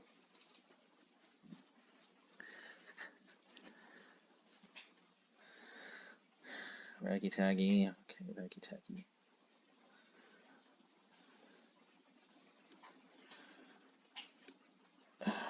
Ready.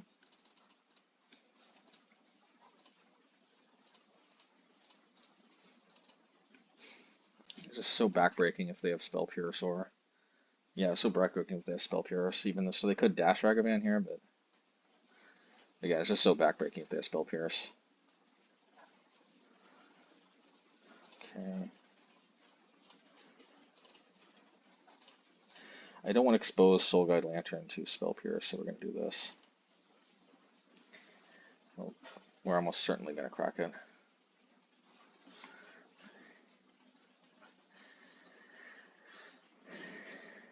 Yeah, of course. Maybe.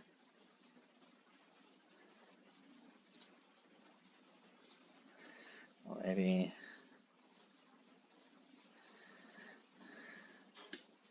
As long as we have Soul Guide Lantern, I feel pretty good about our chances.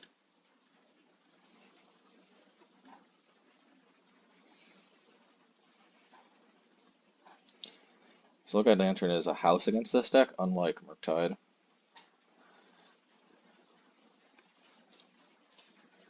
Alright.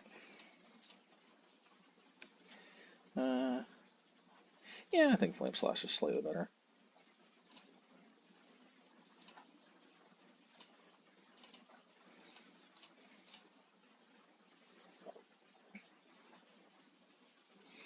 So I could play Soul Guide Lantern, but I'm actually not. I don't think a breach is too devastating yet. Famous last words. Yeah, especially since they can't play a Dragon Rage Channeler and a Mishra's Bobble. And I really do want to hit my land drops. I really do.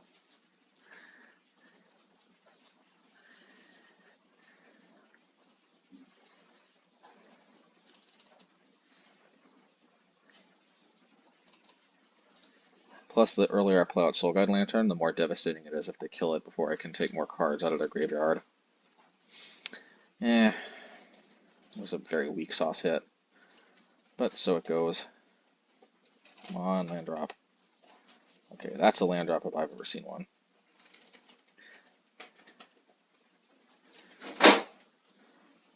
Oh. Let's take out the Dragon Race Channeler.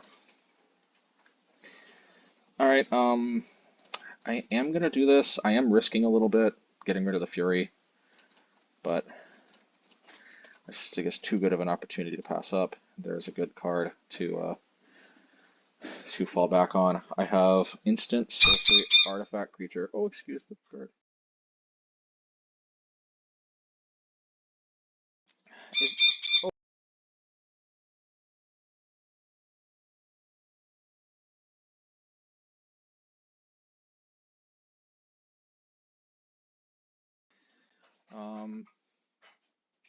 Is this that even that big of a deal? Let's see. They can 1, 2, 1, 2. I don't think this is that big of a deal. I think I'm gonna let them do it. I could be mistaken here, but I think I'm gonna let them do it. I think a 2-mana draw 2 cards is not that bad.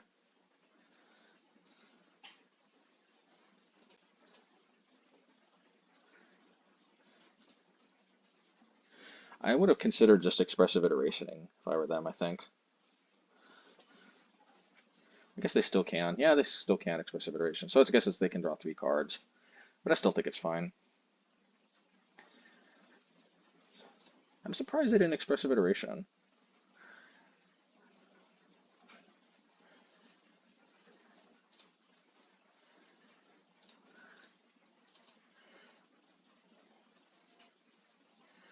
Alrighty.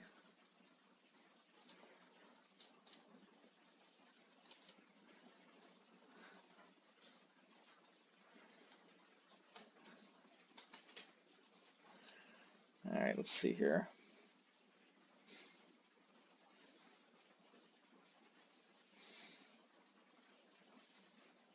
Well, I can't have it all, so I guess I'll just do this. Instant sorcerer artifact, yeah. Yeah, I do very much like the idea of cranking out tokens. So this way I hold back the Urza token and the elemental token.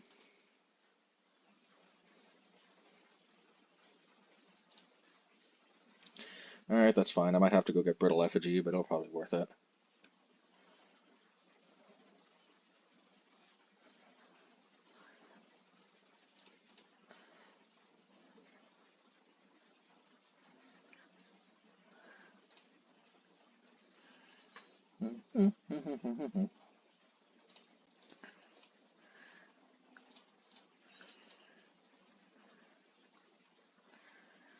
Any?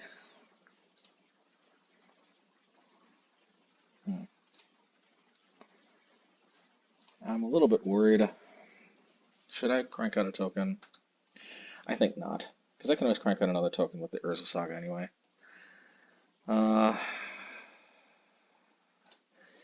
Yeah, let's go get Brittle Effigy, but let's do this though first.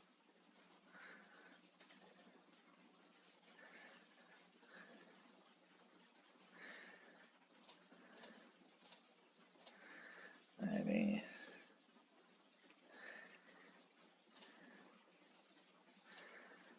Let's see.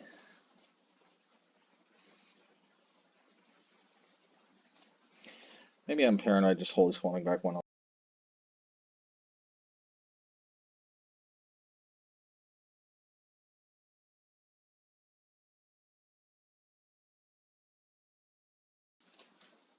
Alright, dress down, good one.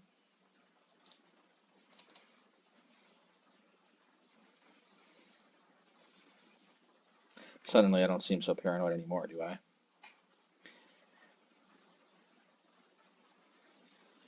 Alrighty.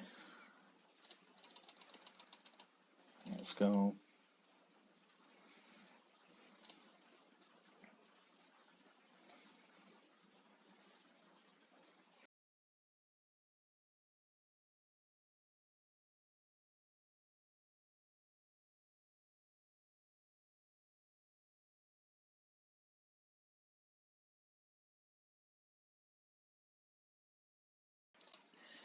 Yeah, I'll probably just have to use the Soul Guide Lantern. It sucks that I don't get another one, but I can at least deal with the Soul Sisters here. Hopefully. Alrighty. Alright,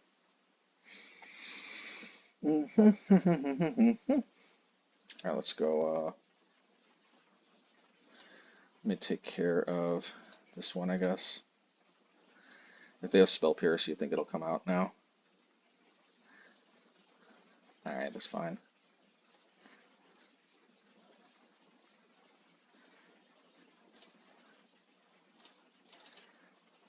I want to kind of just make them use it.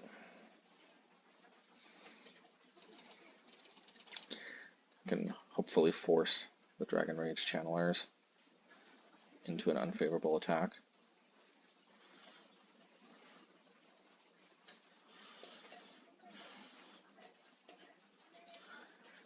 Alrighty.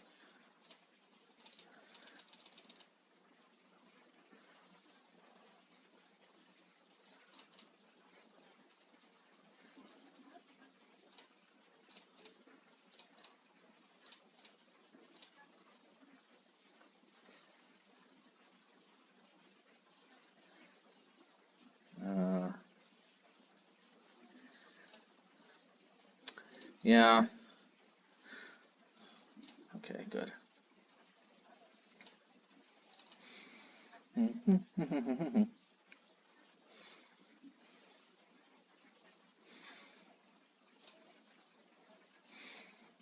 Alrighty, let's go.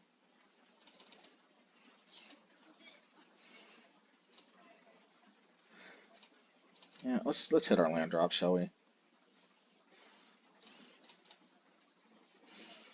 Isn't it amazing like how low on lands we are? Man, Soul Guide Lantern is so good. Ugh, but I really want to hit my land drops, but I think we have to.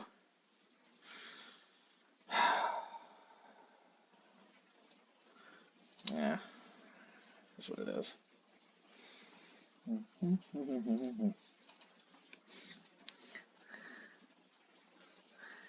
I got the Unholy Heat, so there's that.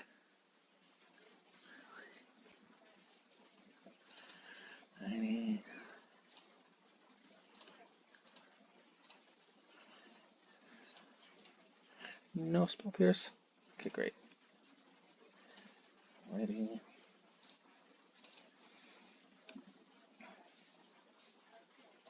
I mean, they're so low on time. Like, why am I even like bothering to think whether I should attack or not?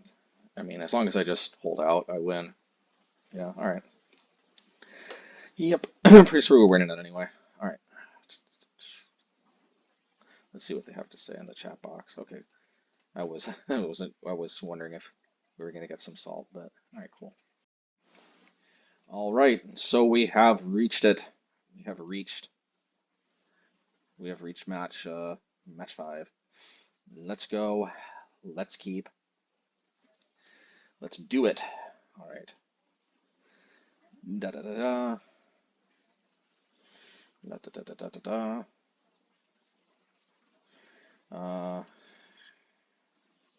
Yeah, I'm gonna go at this, and the reason why is that if they're playing Prismatic Ending, I don't want to expose my Mishra's Research Desk to getting exiled. It's that simple. Rakdos Scam would be a pretty nice way to cap off a league.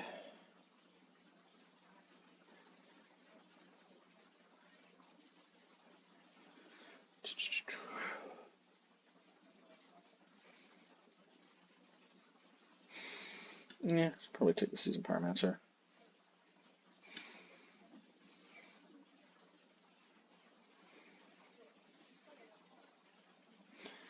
Ready.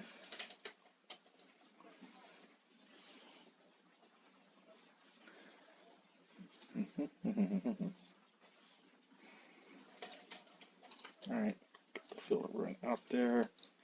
Research desk. So we can, you know, it can either present intercepting a Ragavan, or we can Get our research game going.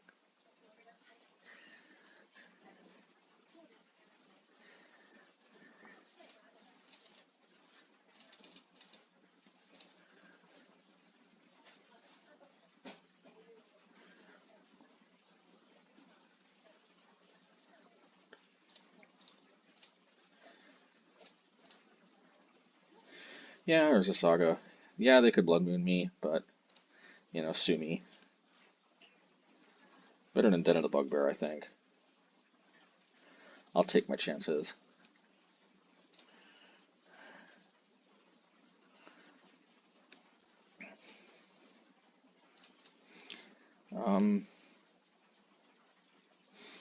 Now the question arises, should I? Yeah, I think I will. I could have put Obosh to hand, but I think I like using my graveyard when I can, because you just never know when they exile it for some reason.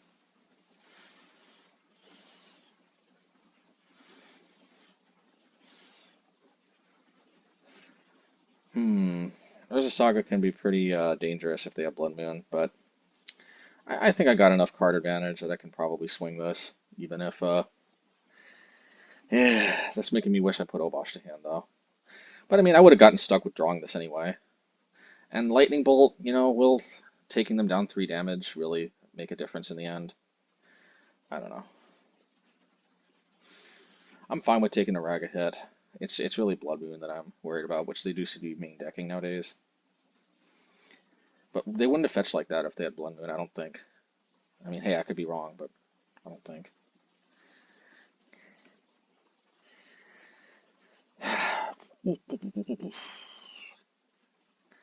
Alrighty. Da, da, da.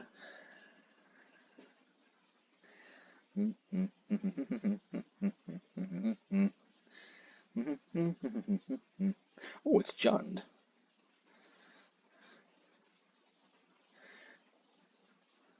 Blood Moon after all?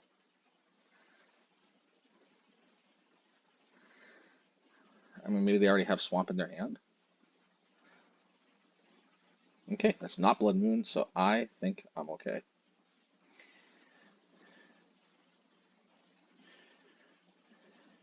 I'm gonna get rid of Flame Slash.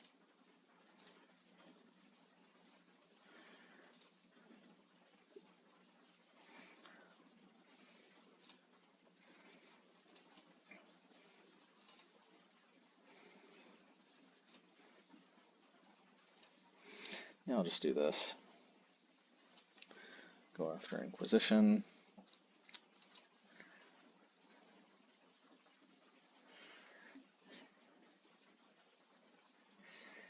If they uptick again, I guess I'll get rid of Mountain. Yeah, I guess I'll get rid of Mountain.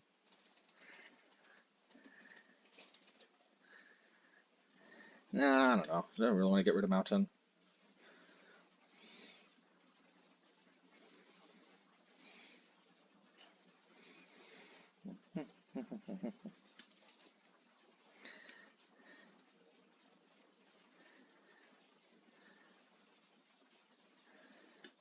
And in 6, I think I will just blow the Soul Guide.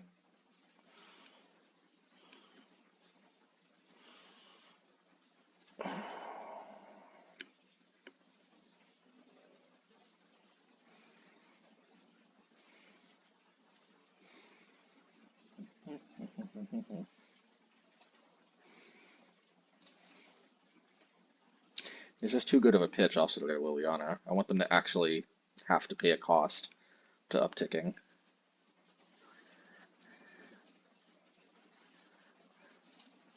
I'm not going to get too greedy. I'm going to get rid of Demolition Field.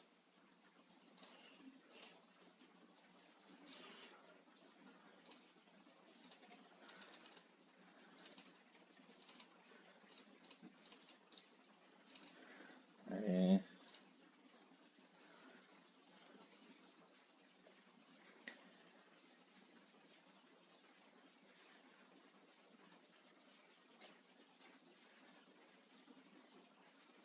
Alright, fine.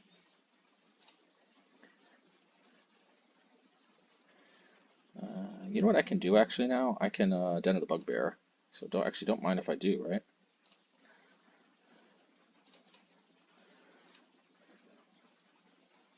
Should I Soul Guide or should I Research Desk? I'll Soul Guide.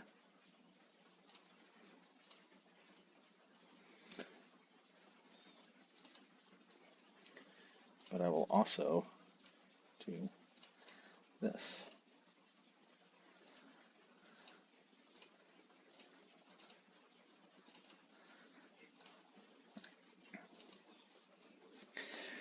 Alrighty. It's just always really sweet when I can get good value off of that Bugbear, so I opted to do so.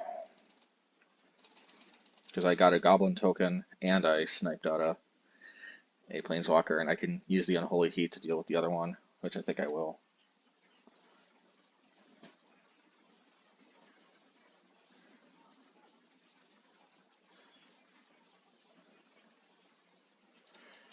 Alrighty.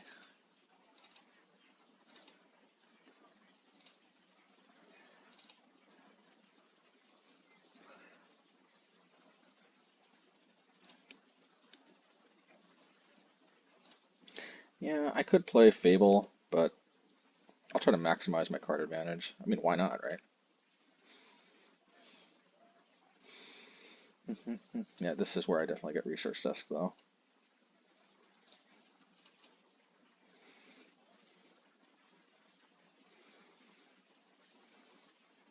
Maybe I don't attack.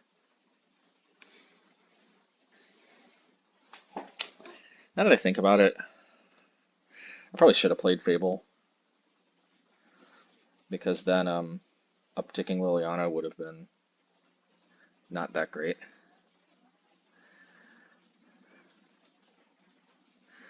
I don't know, we'll see. Card advantage is card advantage, eh? I can still let them uptick. No, but they could downtick, so I'm definitely going to have to Unholy Heat.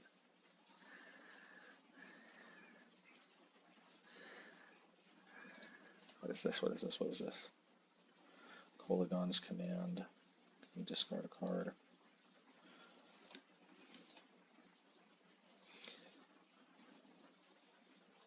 Alright, well now I'm back to the holding up Unholy Heat.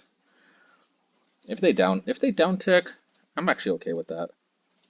I'm okay with them downticking on my Goblin token. Big deal. I'd probably uptick if I were them.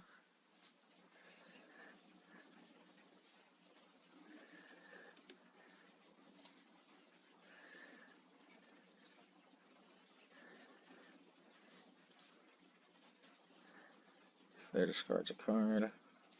No, thank you. Good sir.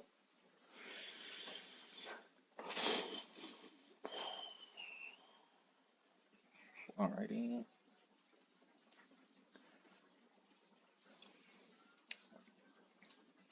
Yep, alright.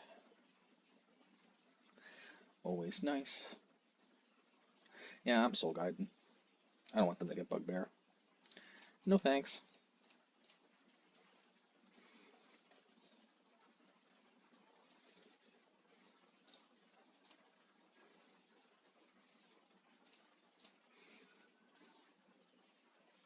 Yeah, I like Soul Guide, but I like hitting my land drops even more.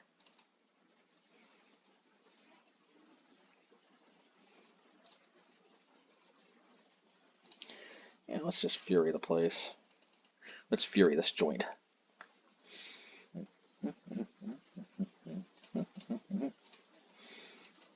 I'm not going to attack, because I'm pretty sure they got Lightning Bolt. They're going to Lightning Bolt my Fury, and then I have a blocker for Ragavan. And the Spectre of Ragavan, man, I tell you.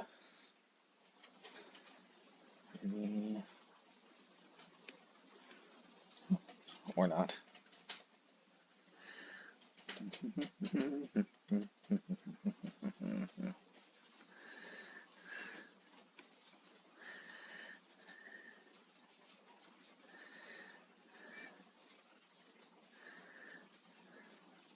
CZ Pyro!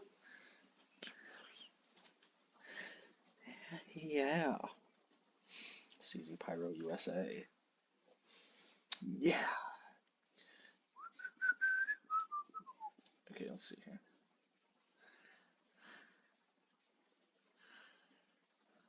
Inquisition me.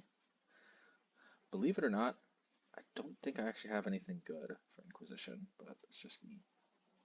Actually, I still have Obosh. I didn't realize that. Somehow I thought I had already put Obosh to hand, but nope. Definitely have good grinding potential here, that's for sure.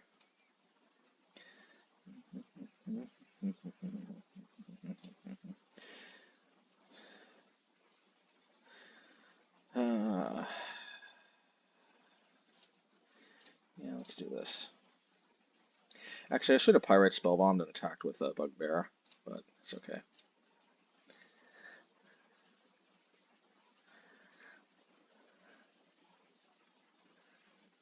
Yeah, maybe this ends up being better.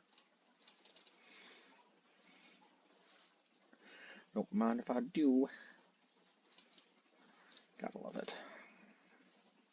Nah, I'm loving it. Okay, bam. We got our own Seasoned Pyromancers we can fire back with.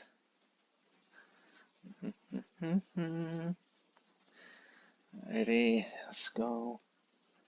Seasoned Pyromancer in the graveyard. Research desk for unlimited card selection and card draw. Always nice. I guess the thing, Mishra's research desk just kind of like churns through the deck, and we just can kind of like keep going. We don't need Hammer of Garden anymore. We just kind of always end up having things to do with our mana. It's so crazy. Raggy Hill. That's a new frame. Interesting. Must be some kind of limited edition thingamahooser.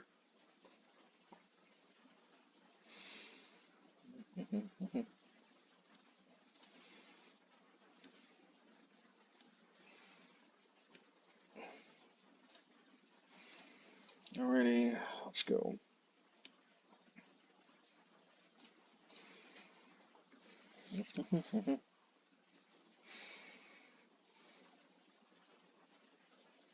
Yeah, Fable the Mirror Breaker, actually. Don't mind if I do, right? Yeah, really don't mind if I do.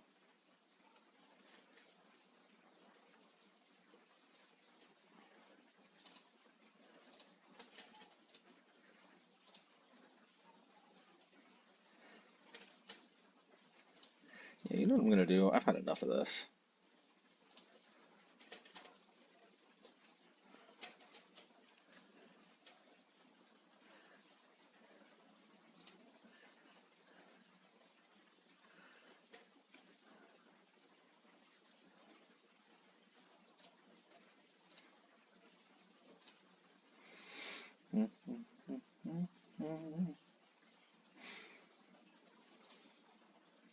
I could attack, but I'd rather just play Fable.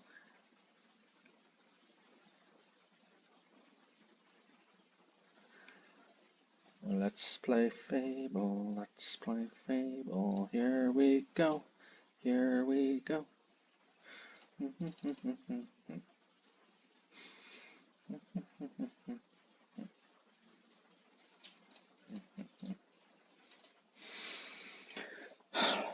Now, a land into Fury could be bad, but we can still at least intercept the Raga if that's the case.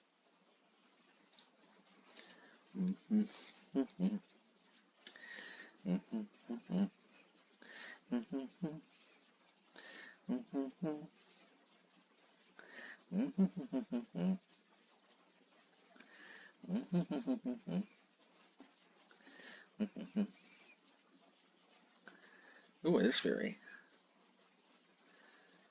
Oh, very lovely. I can live with this. Perfectly fine. I got the lightning bolt anyway. Plus, the more we tax their clock, the less likely we get juked anyway.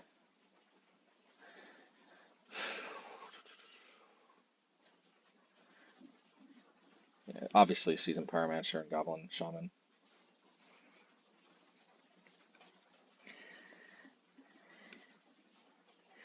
Yeah, obviously, I intercept the Ragavan.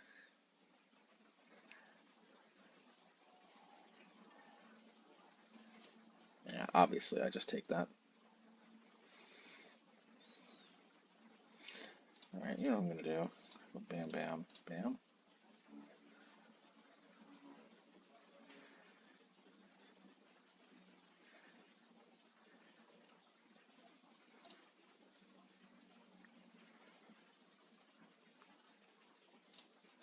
Let's see how far this rabbit hole goes.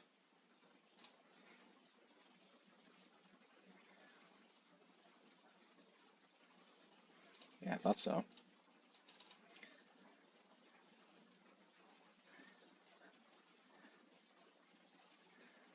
Not bad, if you ask me.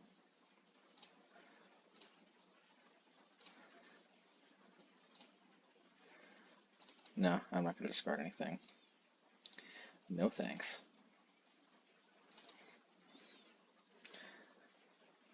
I guess just on the off chance, they're not going to play scam cards. They could really get me if they play scam cards, but I still have got game.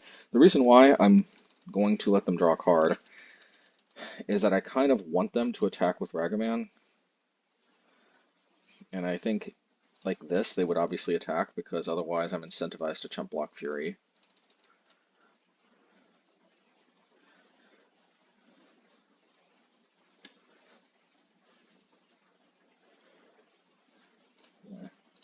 Do block first because if I Lightning Bolt and they do have a scam card, then it takes care of my blocker as well.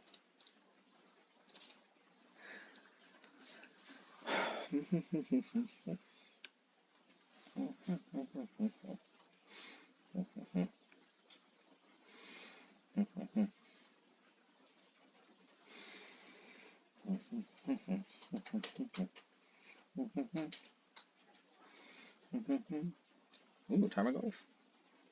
Ah, how splendid. It's been such a long time. I love Tarmogoyf.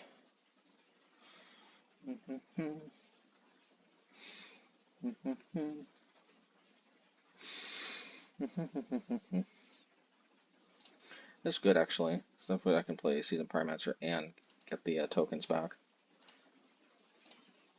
Which I do like. Fury's good too. But I'm actually going to save the Fury. So if I can combine with the Reflection, then that's definitely going to be GG. But I definitely want to block with the Pyro tokens.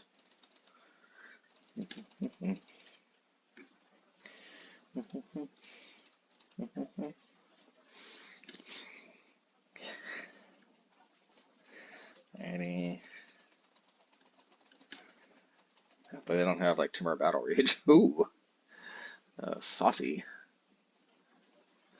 Interesting.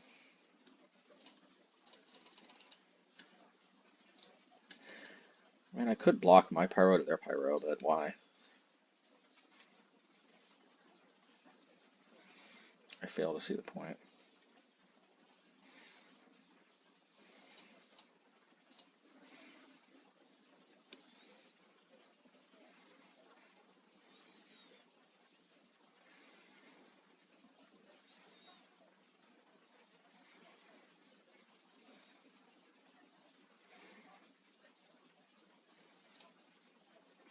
So I've actually got a number of options. If I draw another red card, then I think I'm actually going to pitch Fury, and I'll explain why if I do draw the red card. Never mind. So I actually just have lethal. Like, I just have lethal in my hand. I do realize, but I'm just going to get cheeky for no reason.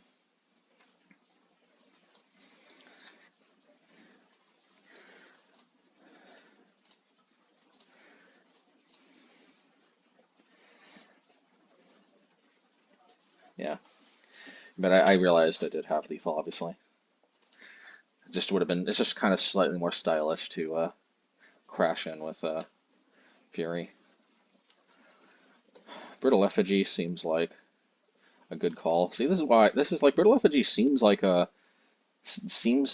inefficient bad card, but like it's just a nice little tool. Like when you got like Run Amok, giant Run Amok Tarmogoyfs. I mean, I don't know. See, Pyrite Spellbomb or Soul Guard Lantern. It's a tough call. I think this is definitely a match for Flame Blitz. And as such, I don't even know how good Pyrite Soul Guard Lantern really is. But I'll keep 2 Pyrite Spellbombs and 1 Soul Guide. How does that sound? Sounds good to me. Okay, well, thank you for your input, whoever you were. All right. I kind of want 2 Soul Guides, 2 Pyrites, but what would I take out? I could take a Lightning Bolt. Yeah, you know what? This is one of these decks where actually Pyrite might be better than Lightning Bolt, although Lightning Bolt intercepts Ragavan better. Yeah, I don't want to get juked by Ragavan, so Lightning Bolt it is. We're gonna keep 1 Soul Guide because you just never know if they pop out something graveyard related that I'm not familiar with. But in theory, Flame Blitz takes care of my *1 graveyard concern, which is Ren and 6. That's basically what Flame Blitz is in the SB for here, is Ren and 6. And boy, oh boy, is it good against Ren and 6. But what's crazy about Ren and 6, if you think about it, is it's actually kind of like, I kind of just 1-for-1 Ren and 6, because think about it, Ren and 6 comes down, if they have a fetch land on the graveyard, they go up 1 in card advantage. I drop Flame Blitz. The Flame Blitz, ideally, unless they have like Force of Vigor, or unless they have like Nature's Claim or something if they play Ren and 6 on turn 3. But like unless they have somebody to deal with Flame Blitz at instant speed before my end step, the Flame Blitz takes care of the Ren and 6. So like they go up 1, they have a permanent, I drop Flame Blitz, I go up 1, taking care of the Ren and 6. I leave behind a permanent. But it kind of just, like, it's kind of parity in a way. Like, then once they deal with Flame Blitz, we're both even on cards again. So, like, the crazy thing is Flame Blitz is not, like, actually crazy good Ren and 6 hate. It actually is kind of like one of the only cards that actually sort of, like, has parity with Ren and 6, which shows you how insane Ren and 6 is. But as far as I know, there's no card that, like, there's nothing like, there was this hate card back in what is it called? Invasion, I think. Yeah, Teferi's Response, like 2 mana, counter target spell or activated ability that targets a land you control. Like, if, destroy that permanent if the activated ability came from a permanent or something like that. And like draw 2 cards. It's just so wild. It's just such wild, like anti-hate. Like, can you imagine if this said like, if an opponent's planeswalker was destroyed this way, draw 2 cards or something? Like that's kind of like Teferi's Response. I almost feel like Wizards should do that just because like there needs to be a cost to playing with these stupid broken cards and like incredibly stupid. And well, boy, am I glad to keep these lightning bolts because of this. Excuse me. Actually, they're not playing blue. There's literally no reason I shouldn't wait until their turn. But yeah, like there's some like Teferi's Response is a like actually I had this kind of crazy land destruction deck, and when I say crazy, I mean crazy bad. But in our play group, it was like unstoppable because we were noobs. Yeah, it's fine. But what was I gonna say?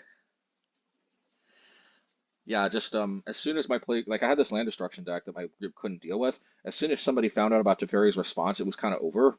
And like, I mean, yeah, it's kind of cheesy, but I mean, Wizards is making stupid cards like what's it called? Veil of Summer. Like, why punish a color that stupidly? Like, Veil of Summer is very much a Teferi's Response type of, like, very, very unnecessarily overkill type of hate. But, like, they made it for a color. Like, what's wrong with them? I mean, well, I mean, I'm not saying I could do their job better. Although, I don't know, maybe I am. I mean, I'm not saying there's, like, disrespect, but I mean, if you think about it, like, every time they hire some new person at the company, the expectation is that maybe they can do it better than some of the people that are already there, at least, if not all of them, at least some of them. I don't know, whatever. I don't know where I'm going down with this rabbit hole. It's just usually thought of as such like a dish. Ooh, I can do their job better than they can. I mean, who knows? Maybe. I mean, they don't have all knowledge. I mean, you would think probably not. I mean, it depends like who, what level of experience, right? Like a new hire, maybe. I mean, I certainly have a lot of experience playing Magic. I don't know. I don't know what I don't exactly know what I'm trying to get at here. I guess just a thought comes to me. People take so much offense, or they think of it as such a dish when there's this idea, this even mere suggestion that somebody might be able to do somebody else's job better than them. I want to keep Pyrite Spellbomb around for Urza Saga, big tokens.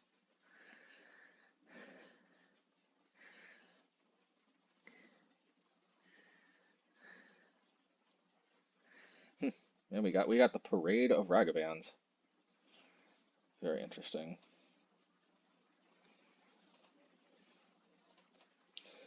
So I'm gonna do this. I mean, when else am I gonna have the opportunity to snipe off the peatland? The stinky peat there.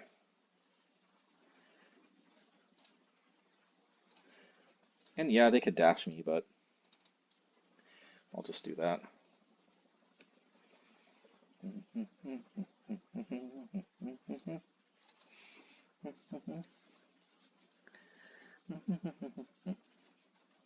Yeah, I kind of had a feeling they had Tarmogoyf, but it's fine.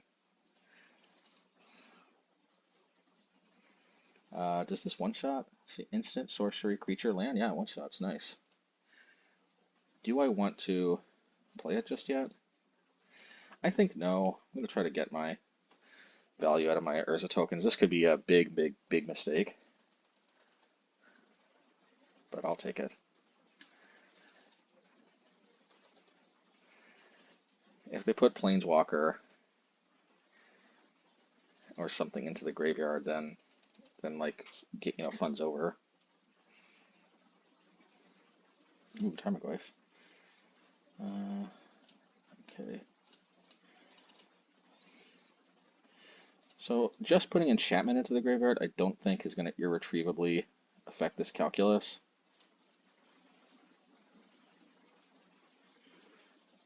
But just in case, I guess I'm going to play this anyway. It's a sorcerer creature land, yeah.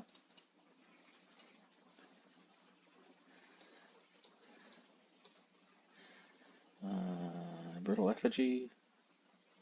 I mean, this is kind of why I put it in my deck, isn't it? Yeah, I guess so. But I could deal this with a Flame Blitz.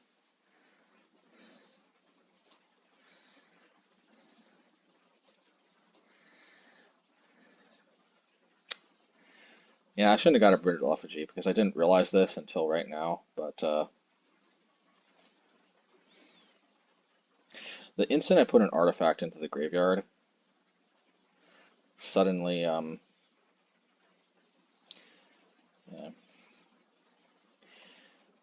this kind of sucks because I put too many card types into the graveyard, but if I could keep hitting my land drops, it might end up being okay.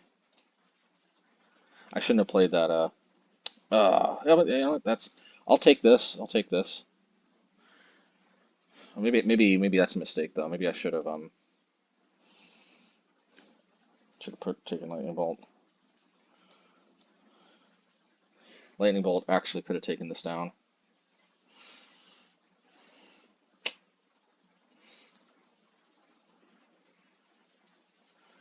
Alright, the Parade of Tarmogoyf. Maybe I need Ratchet Bomb. Okay, well at least I don't get punished too hard here. Alright. Ready.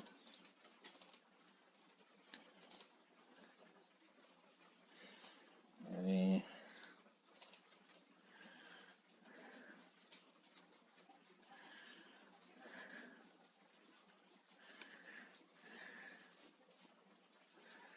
Yeah, if I would have just used my mana for Brittle Effigy. Yeah, then I could have played the Unholy Heat later on.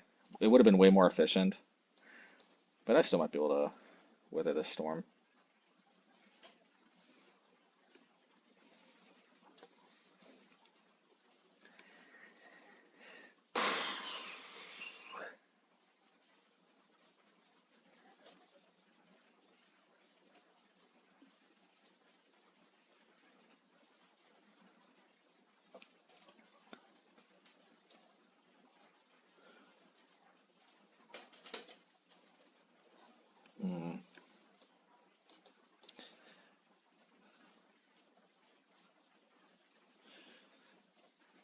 I think there's only one.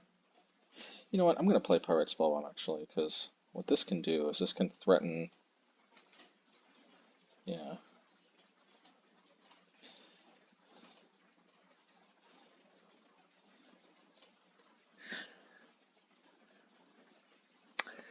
they've got like Fatal Push, then it is what it is.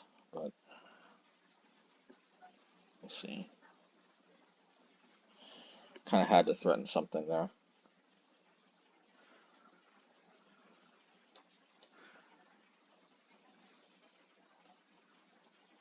All right, fine. I mean,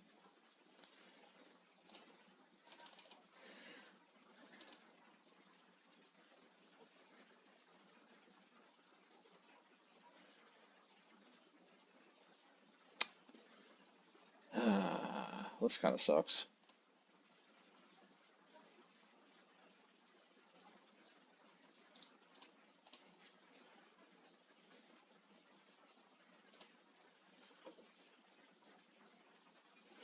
So I'll just play Ratchet Bomb.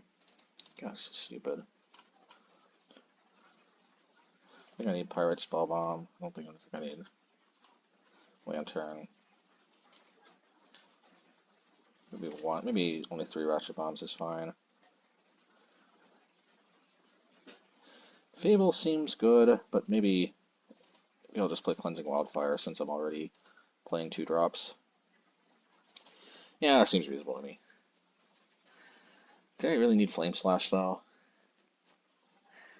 It can help against. Maybe I don't need Flame Slash. I can play Pyrite. Yeah, just give myself a little more options.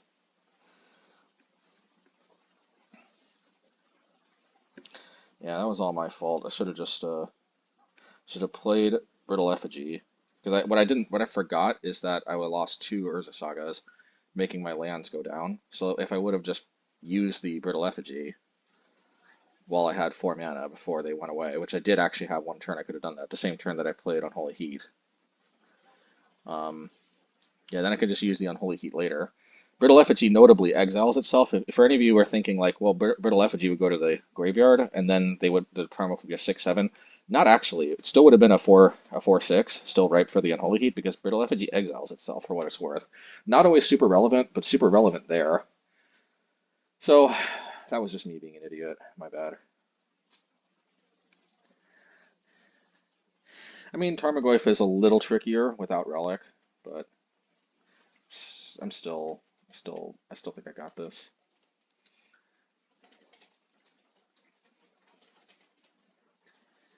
Ready.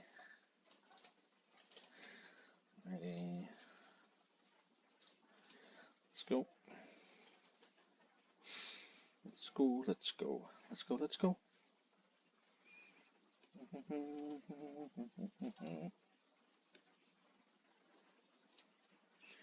Alright, I'm gonna play Cleansing Wildfire. Mostly because I just want to draw a card.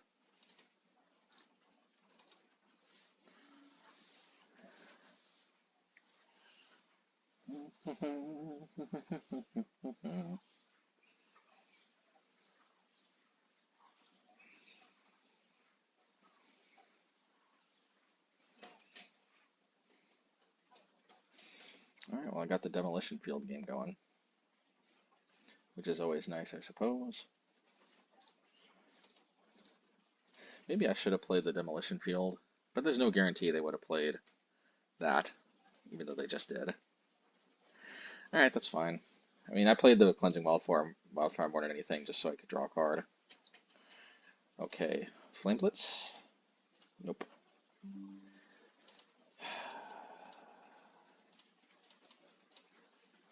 God, I hate this, man. Put in so much hate for Ren and 6, and I don't draw any of it.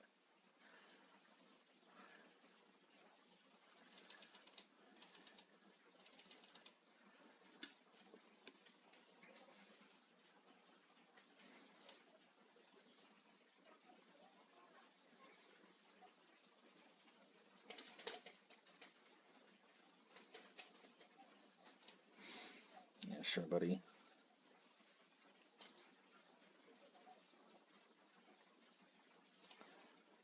Alright, yeah, sure, buddy.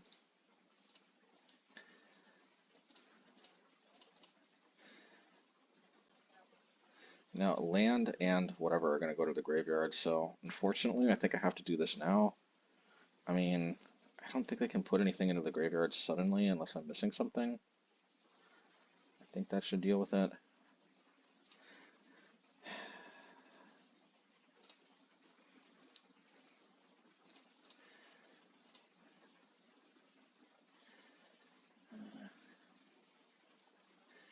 Yeah, I think I just have to play Research Desk, ultimately.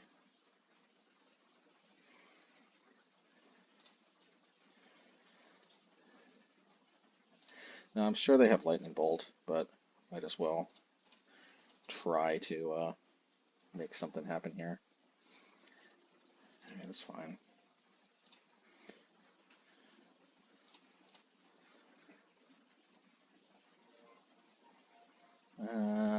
Fury is kind of cool, I guess.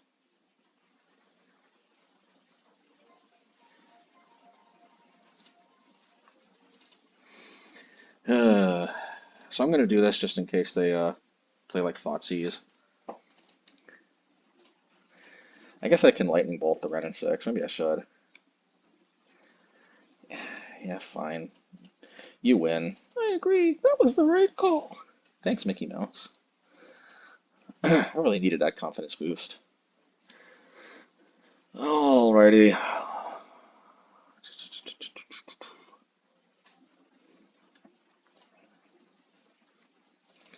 Alright, well, I guess I'm Demolition Fielding. Let's see here.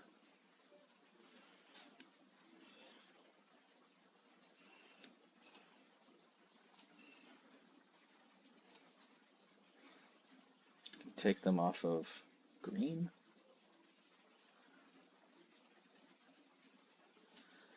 I don't know, dude. Maybe black. No, whatever it is I'm taking them off of, I'm not taking them off of it this turn. Just gotta remember that.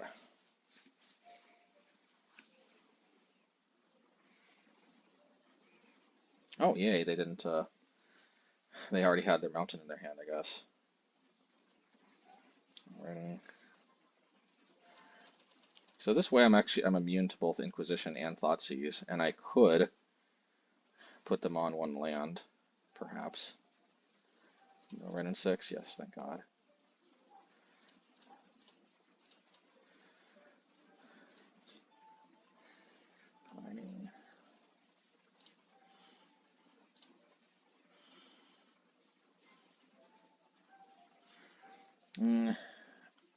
If I had another field, I'd go after that stuff, but since I don't, I'll just do this. Yeah, I don't mind if I do Seasoned Pyromancer you.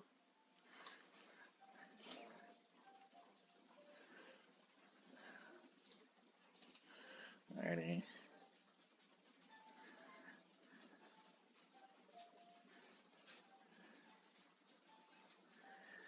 Alrighty.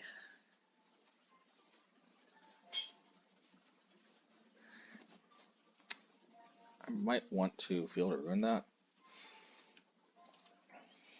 I would like to make a Saga token, but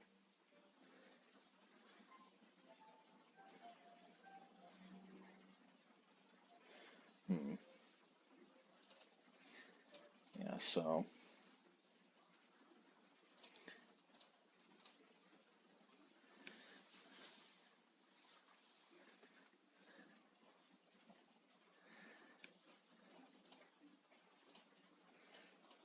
yeah, I have to do this, and that means I have to discard my other Seasoned Pyromancer, which is not ideal, but I think that Demolition Field was pretty big game. Alrighty. Let's go. And they're pretty low on time too, we gotta factor that in. Yeah, no green mana. As long as I keep them off of green mana, I think I'm gonna be a fairly happy camper. Croxa. Alright, well I definitely know I'm getting what's it called? Lantern. I'll take 3 damage, it's worth it.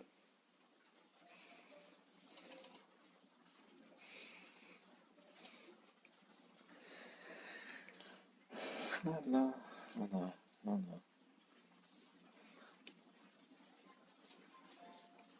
Alright, let's go. I guess why not?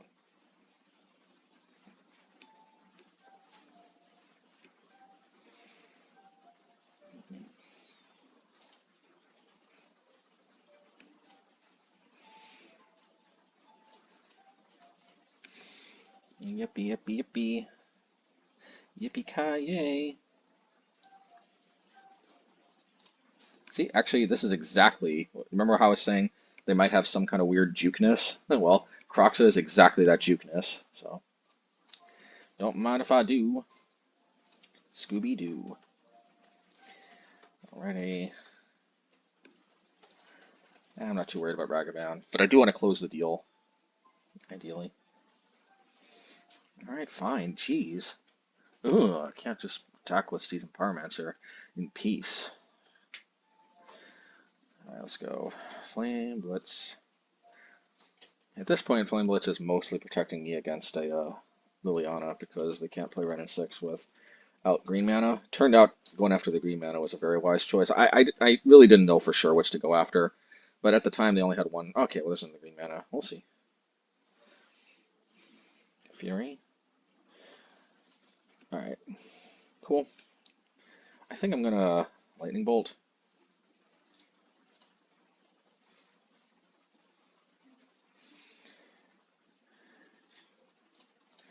Yeah. Yes. I mean, Ratchet Bomb is a tempting proposition, but, you know, in my humble opinion, if I can get in with clean Bugbear hits, I really try to do that. Because it's just so good. I just dropped their life total to 9. I got myself a Goblin token. The only downside is I have to expose myself to a Ragadash. That is very much a non-trivial, you know, downside, but...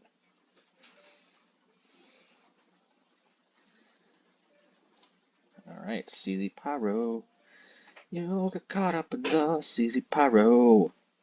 CZ Pyro. There's Force of Vigor. Interesting. Very interesting.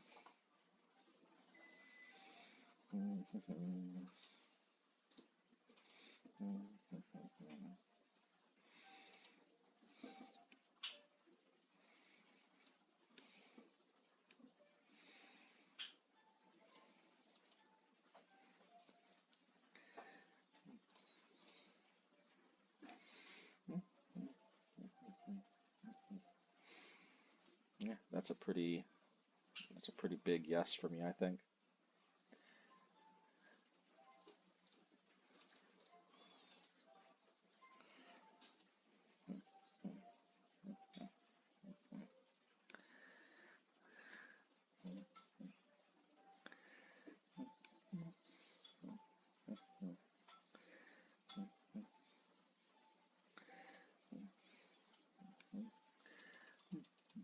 I'll probably tank the 2 from the Seasoned Pyromancer. And then, yeah, and then Unholy Heat at the end of my turn if they don't play a Tarmogoyf. But the only thing that possibly kills me in 10 seconds, and to be honest, even then it probably wouldn't kill me as a Tarmogoyf, but yeah, because then the next turn I could probably play Ratchet Bomb and Seasoned Pyromancer, and you know, yeah, look, yeah, they put up a better fight than we were expecting, but at the end of the day, that matchup went as expected, in my humble opinion. Alrighty, 4-1. Not bad.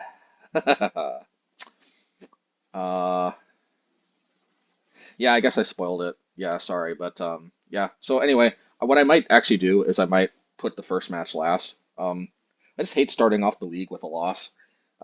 I also was not in the best of mood, but I decided to play on, and it turns out the league, you know, still ended up being well. Not 100% sure. I might have the first. I might just put the first video up, even though I was a little tired. I think it was like almost 5 a.m. I think when I was recording. It would have been like 6 a.m. I think it was like 6 a.m. or something when I was recording, just because the bird was asleep. Anyway, it's neither here nor there. Let's get into, yeah, let's get into the post league. Okay, match 1.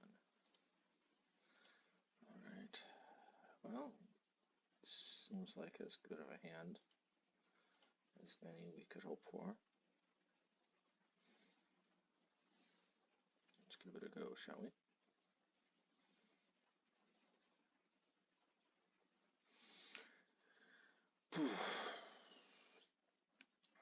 Let's see, they take a mulligan.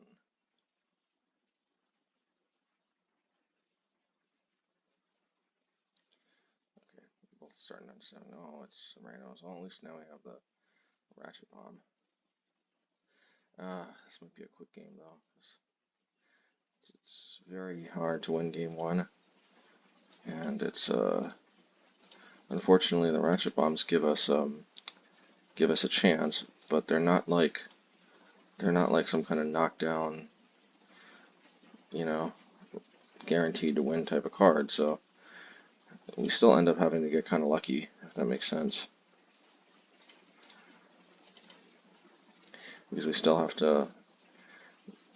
Yeah, I'm not even 100% sure we're a favorite with the Ratchet Bombs. We might be, but like at the end of the day, we have to win fairly close games in games 2 and 3. Does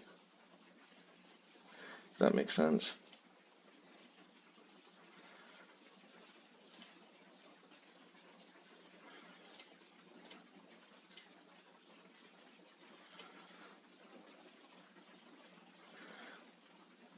Like, whether we're favored or not, the games can be fairly close in games 2 and 3, and we have to win 2 of them, and that's kind of difficult. But it is possible, so never say never, I guess. Man, I do want whatever they have, though, as far as how they're always able to curve out, because we're not always able to curve out.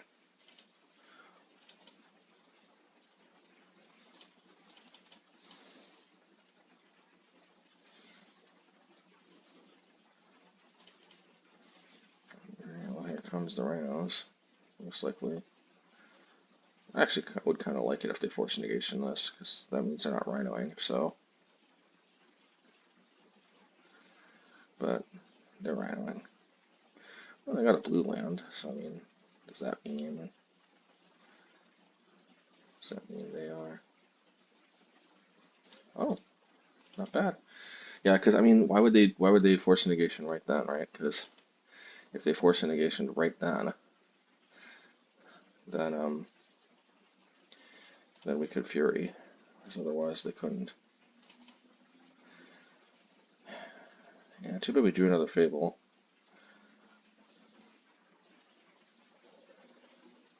They might fire this though, actually. I mean, ice this.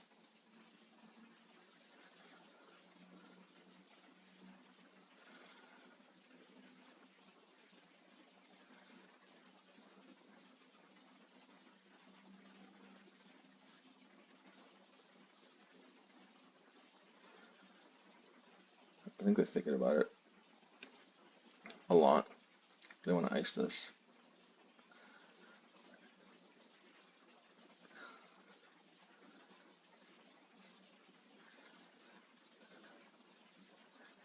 I could try to hold up Bolt, but I get blown out too bad if they kill the token. So let's just, this can also weaken a Murktide. So the thing too about the Rhinos matchup is sometimes there's strange lines you could take where you might actually be able to eke out a win, but the problem is it's impossible for you to know which line exactly that is. Like, see here, it was to probably play out the Lantern.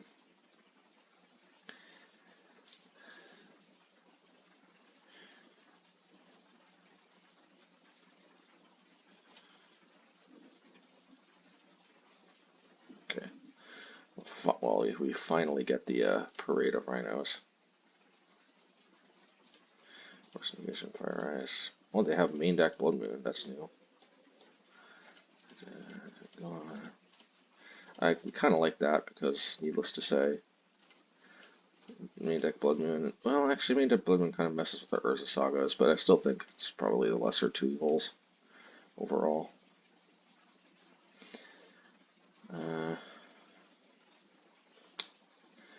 kind of want to make a token, but at the same time, yeah, I think I have to.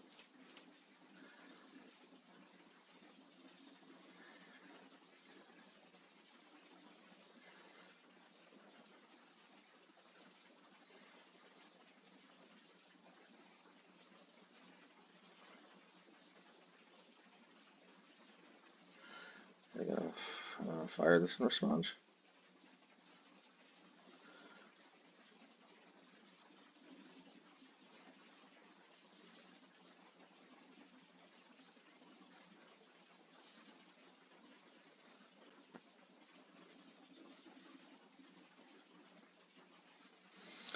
Yeah, and now I'm kind of suffering for having tapped my lands in a less than ideal way.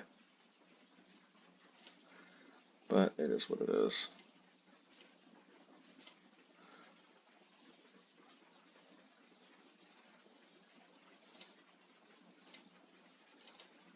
Should I attack? No, because if they petty theft this one, then it's like absolutely apocalyptically bad for us.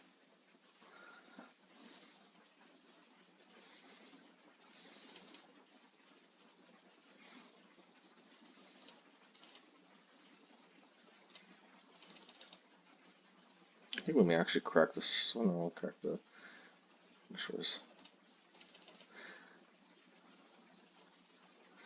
So I mean, we could block, but it's apocalyptically bad if they deal with one of the tokens. They have to exactly petty theft. Maybe I should have attacked last turn then. Maybe I should have attacked last turn. At least we saved some health.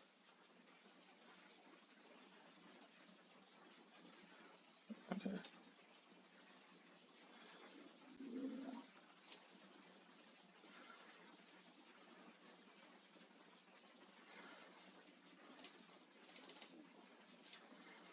Okay. I don't need all of this. This is so stupid.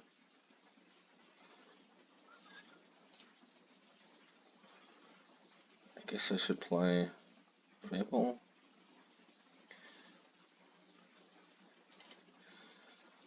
So fine, I could do this.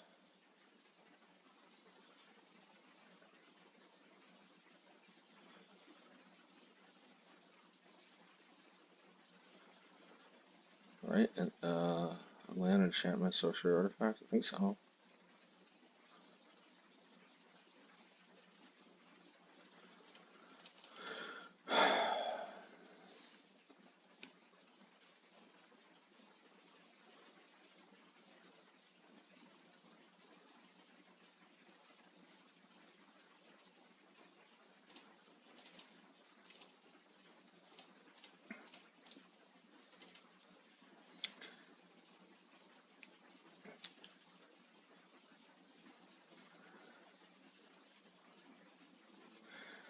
They got Murktide. We're just so screwed. Maybe I shouldn't do this, but like, it's just they seem to be playing a lot of Murktide lately.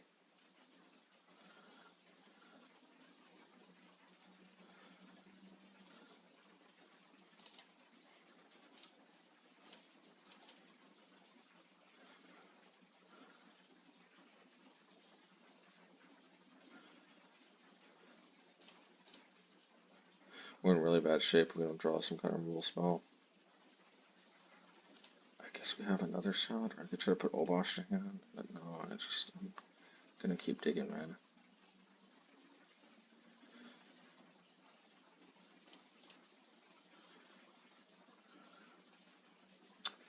Forsack.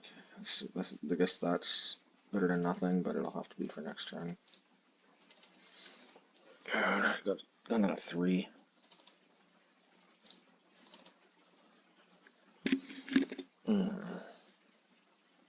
This is Rhinos in a nutshell, man.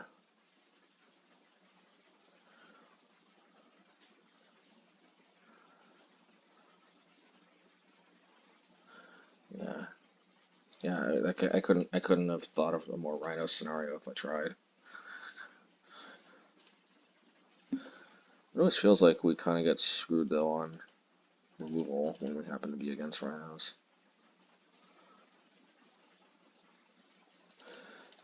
Soul Guide Lantern is just kind of weak sauce in this matchup.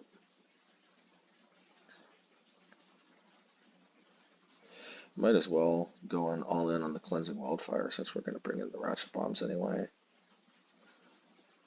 I guess that's Lightning Bolt. Yeah. Pyrite Spellbomb is kind of better in this matchup. Should we bring in Brittle Effigy?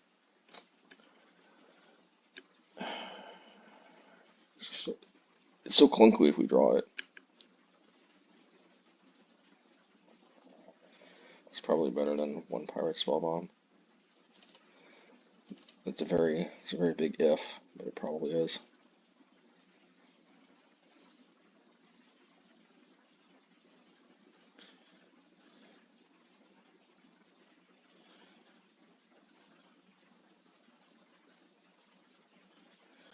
The trick I've found with Ratchet Bomb is I think we have to just wait to play it, because they bring in a bunch of artifact hate, I guess expecting Chalice. It's understandable.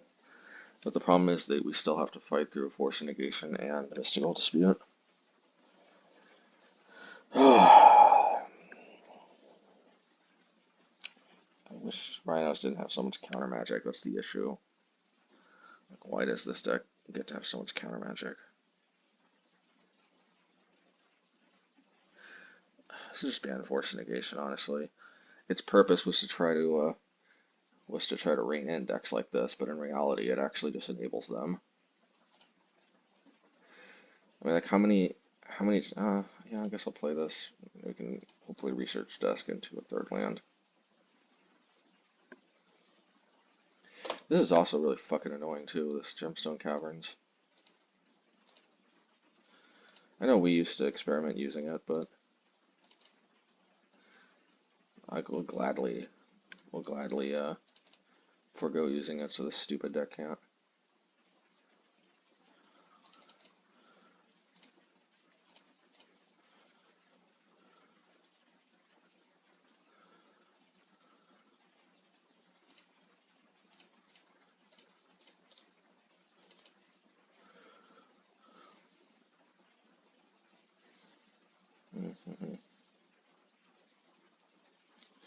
I do think Ratchet Bomb is better than Chalice in this matchup because Ratchet Bomb can actually bail us out of a situation after it occurs, whereas we like here, we're just like Chalice is just kind of beyond useless if we draw it. The upside, of course, is that it's actually 0 mana. Technically, I could play Engineer Explosives for 0, but nah. Excusez-moi. Excusez-moi.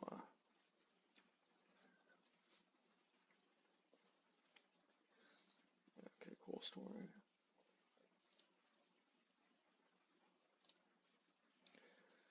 Man.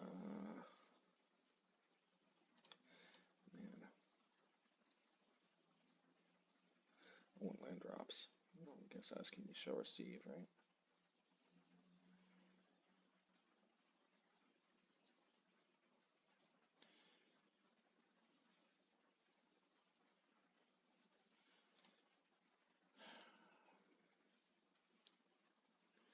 Believe it or not, I'm going to do this. You know, maybe that was dumb, actually. I only get to draw another card. Well, if that resolves, we got a chance. If it does not resolve, then, well, then probably that's GG. And they're keeping themselves untapped. Hopefully we bait a counterspell this way.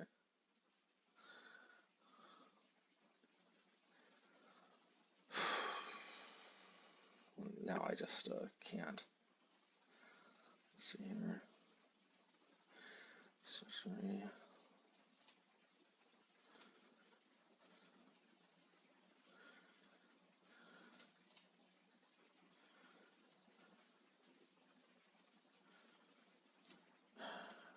Oh, this sucks, but I have to do it. I gotta do what I gotta do. Of course, if they have end of turn Vow Interruption, hitting their land drops every single turn, and having all the cards they need. Of course, this was our fault for not playing this, but they're completely untapped. They have 8 counter spells, so whatever.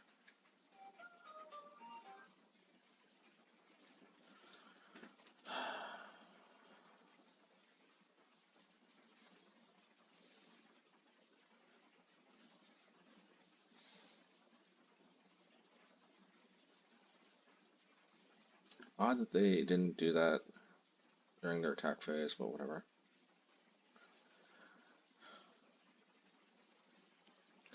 Man, the things that sucks is that I can't use this Ratchet Bomb. Well, I mean I can, but I'm heavily incentivized to. I guess I do have to use the Ratchet Bomb and then I just lose the Seasoned Pyromancer. Let me think here though, actually. Artifact, sorcery, creature. I need to somehow put a land into my graveyard. Because this actually doesn't kill the Murktide.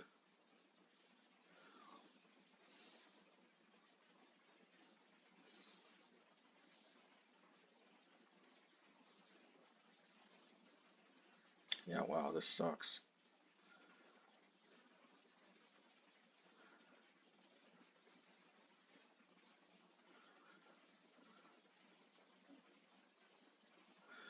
Wow, this literally sucks. I guess I have to ditch the Fury? I don't even know what I'm going for here.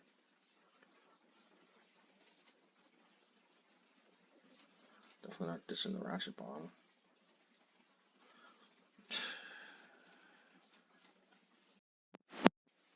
Okay, post-league wrap-up. Yeah, so hey, if you've gotten this far, please, I want to hit 2,000 subscribers. I mean, it's not like I get some kind of plaque or anything for it, but it's just kind of annoying seeing it like so close to 2,000, but I'm not there. So, if you could help, ease my OCD-ness a little bit and just help me like get that up to the next, the next round a number or however you say it. Yeah, that'd be really appreciated. And if you could smash the like button too, we can get more reach. Yeah, all right. So, yeah, I did end up putting the first match last. Let me know what you all thought about that. I ended up not recording over it.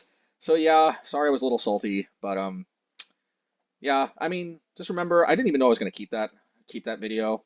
Um, I mean, it is what it is. Like I'm human. Like sometimes it gets, sometimes like, that's just how it feels and, I guess that's how it is for me. But in any case, yeah, I watched a little bit of it, and I think there were some spots I could have played better too, especially with that Murktide that got me in the end. But you know, at the end of the day, I can accept losing the Rhinos. I got to work on that. I just got to tolerate that. You know, it's just what sucks is I was hoping the Ratchet Bombs could make a difference, but I ended up getting mana screwed, and I probably should have just gone for it. I guess what I just didn't want to have happen is I just didn't want them to force a negation this, hard cast even for that matter, and then me just I didn't. I guess I wanted to. I guess I felt like if I was going to lose to Rhinos, at least I wanted to be able to say, "Oh, it's because I didn't play Ratchet Bomb," and like in my mind and like my subconscious, because it's just kind of too crushing to to just get owned by by Rhinos that hard, where it's like it's like, hey, I've got my hate, yeah, force a negation, but this is kind of how it is, isn't it? Like that's kind of Rhinos, like it's like you can bring in all the hate you want, but it's like, hey, force of vigor, hey, force of negation, like, hey, like, I got answers to your hate. So like, I mean, yeah, but I mean, I still have to imagine that Ratchet Bomb makes the matchup better than without it. So I don't think we're at the point where we just completely don't mind the Rhinos matchup at all. Yes, yes, Chalice of the Void could help out as well, but honestly, I'd probably play like 8 Ratchet Bombs and 8 Silexes if we really want to beat Rhinos. Here's the thing though, man, even then, I feel like I might be slightly favored, but like it's just I can't deal with the salt when they actually do still win. I believe it or not, I have done that. I have played 4 Ratchet Bombs and 4 Silexes, and like more than anything, I just can't stand like the fact that they still win. I'd rather lose with 4 Ratchet Bombs and just like not feel like I'm warping my sideboard that much for a matchup that can still beat me with this. And here's the reason why they can beat us with 8 Ratchet Bomb effects. Does it overall take care of the Rhino problem relatively, effectively? Yeah, it actually kind of does. But the main problem is that they still have Murktide. They still have like Fury. They still sometimes they have Seasoned Pyromancer as well. They still have the rest of their deck. And like it's hard to explain, but just sometimes they still get you. So, I mean, like, yeah, and sometimes you also just don't draw them. Look, anyway, um, overall, I thought the deck did great. I I I can tolerate the one match we lost this league being to Rhinos. Creativity would have been another interesting match. I actually do find myself winning against creativity more often. For what it's worth, I would not say. I may have said in a previous video I feel like creativity is a favorable matchup. I go back on that because I think I started losing a few in a row, and when you lose to creativity, it just feels so hopeless. So like you're like, yeah, it's just hard to say in good faith it's a good matchup. Yeah, that's the thing. But creativity, let's put it this way, creativity is still probably a bad matchup, but it's closer than it might seem, especially when they curb stomp you.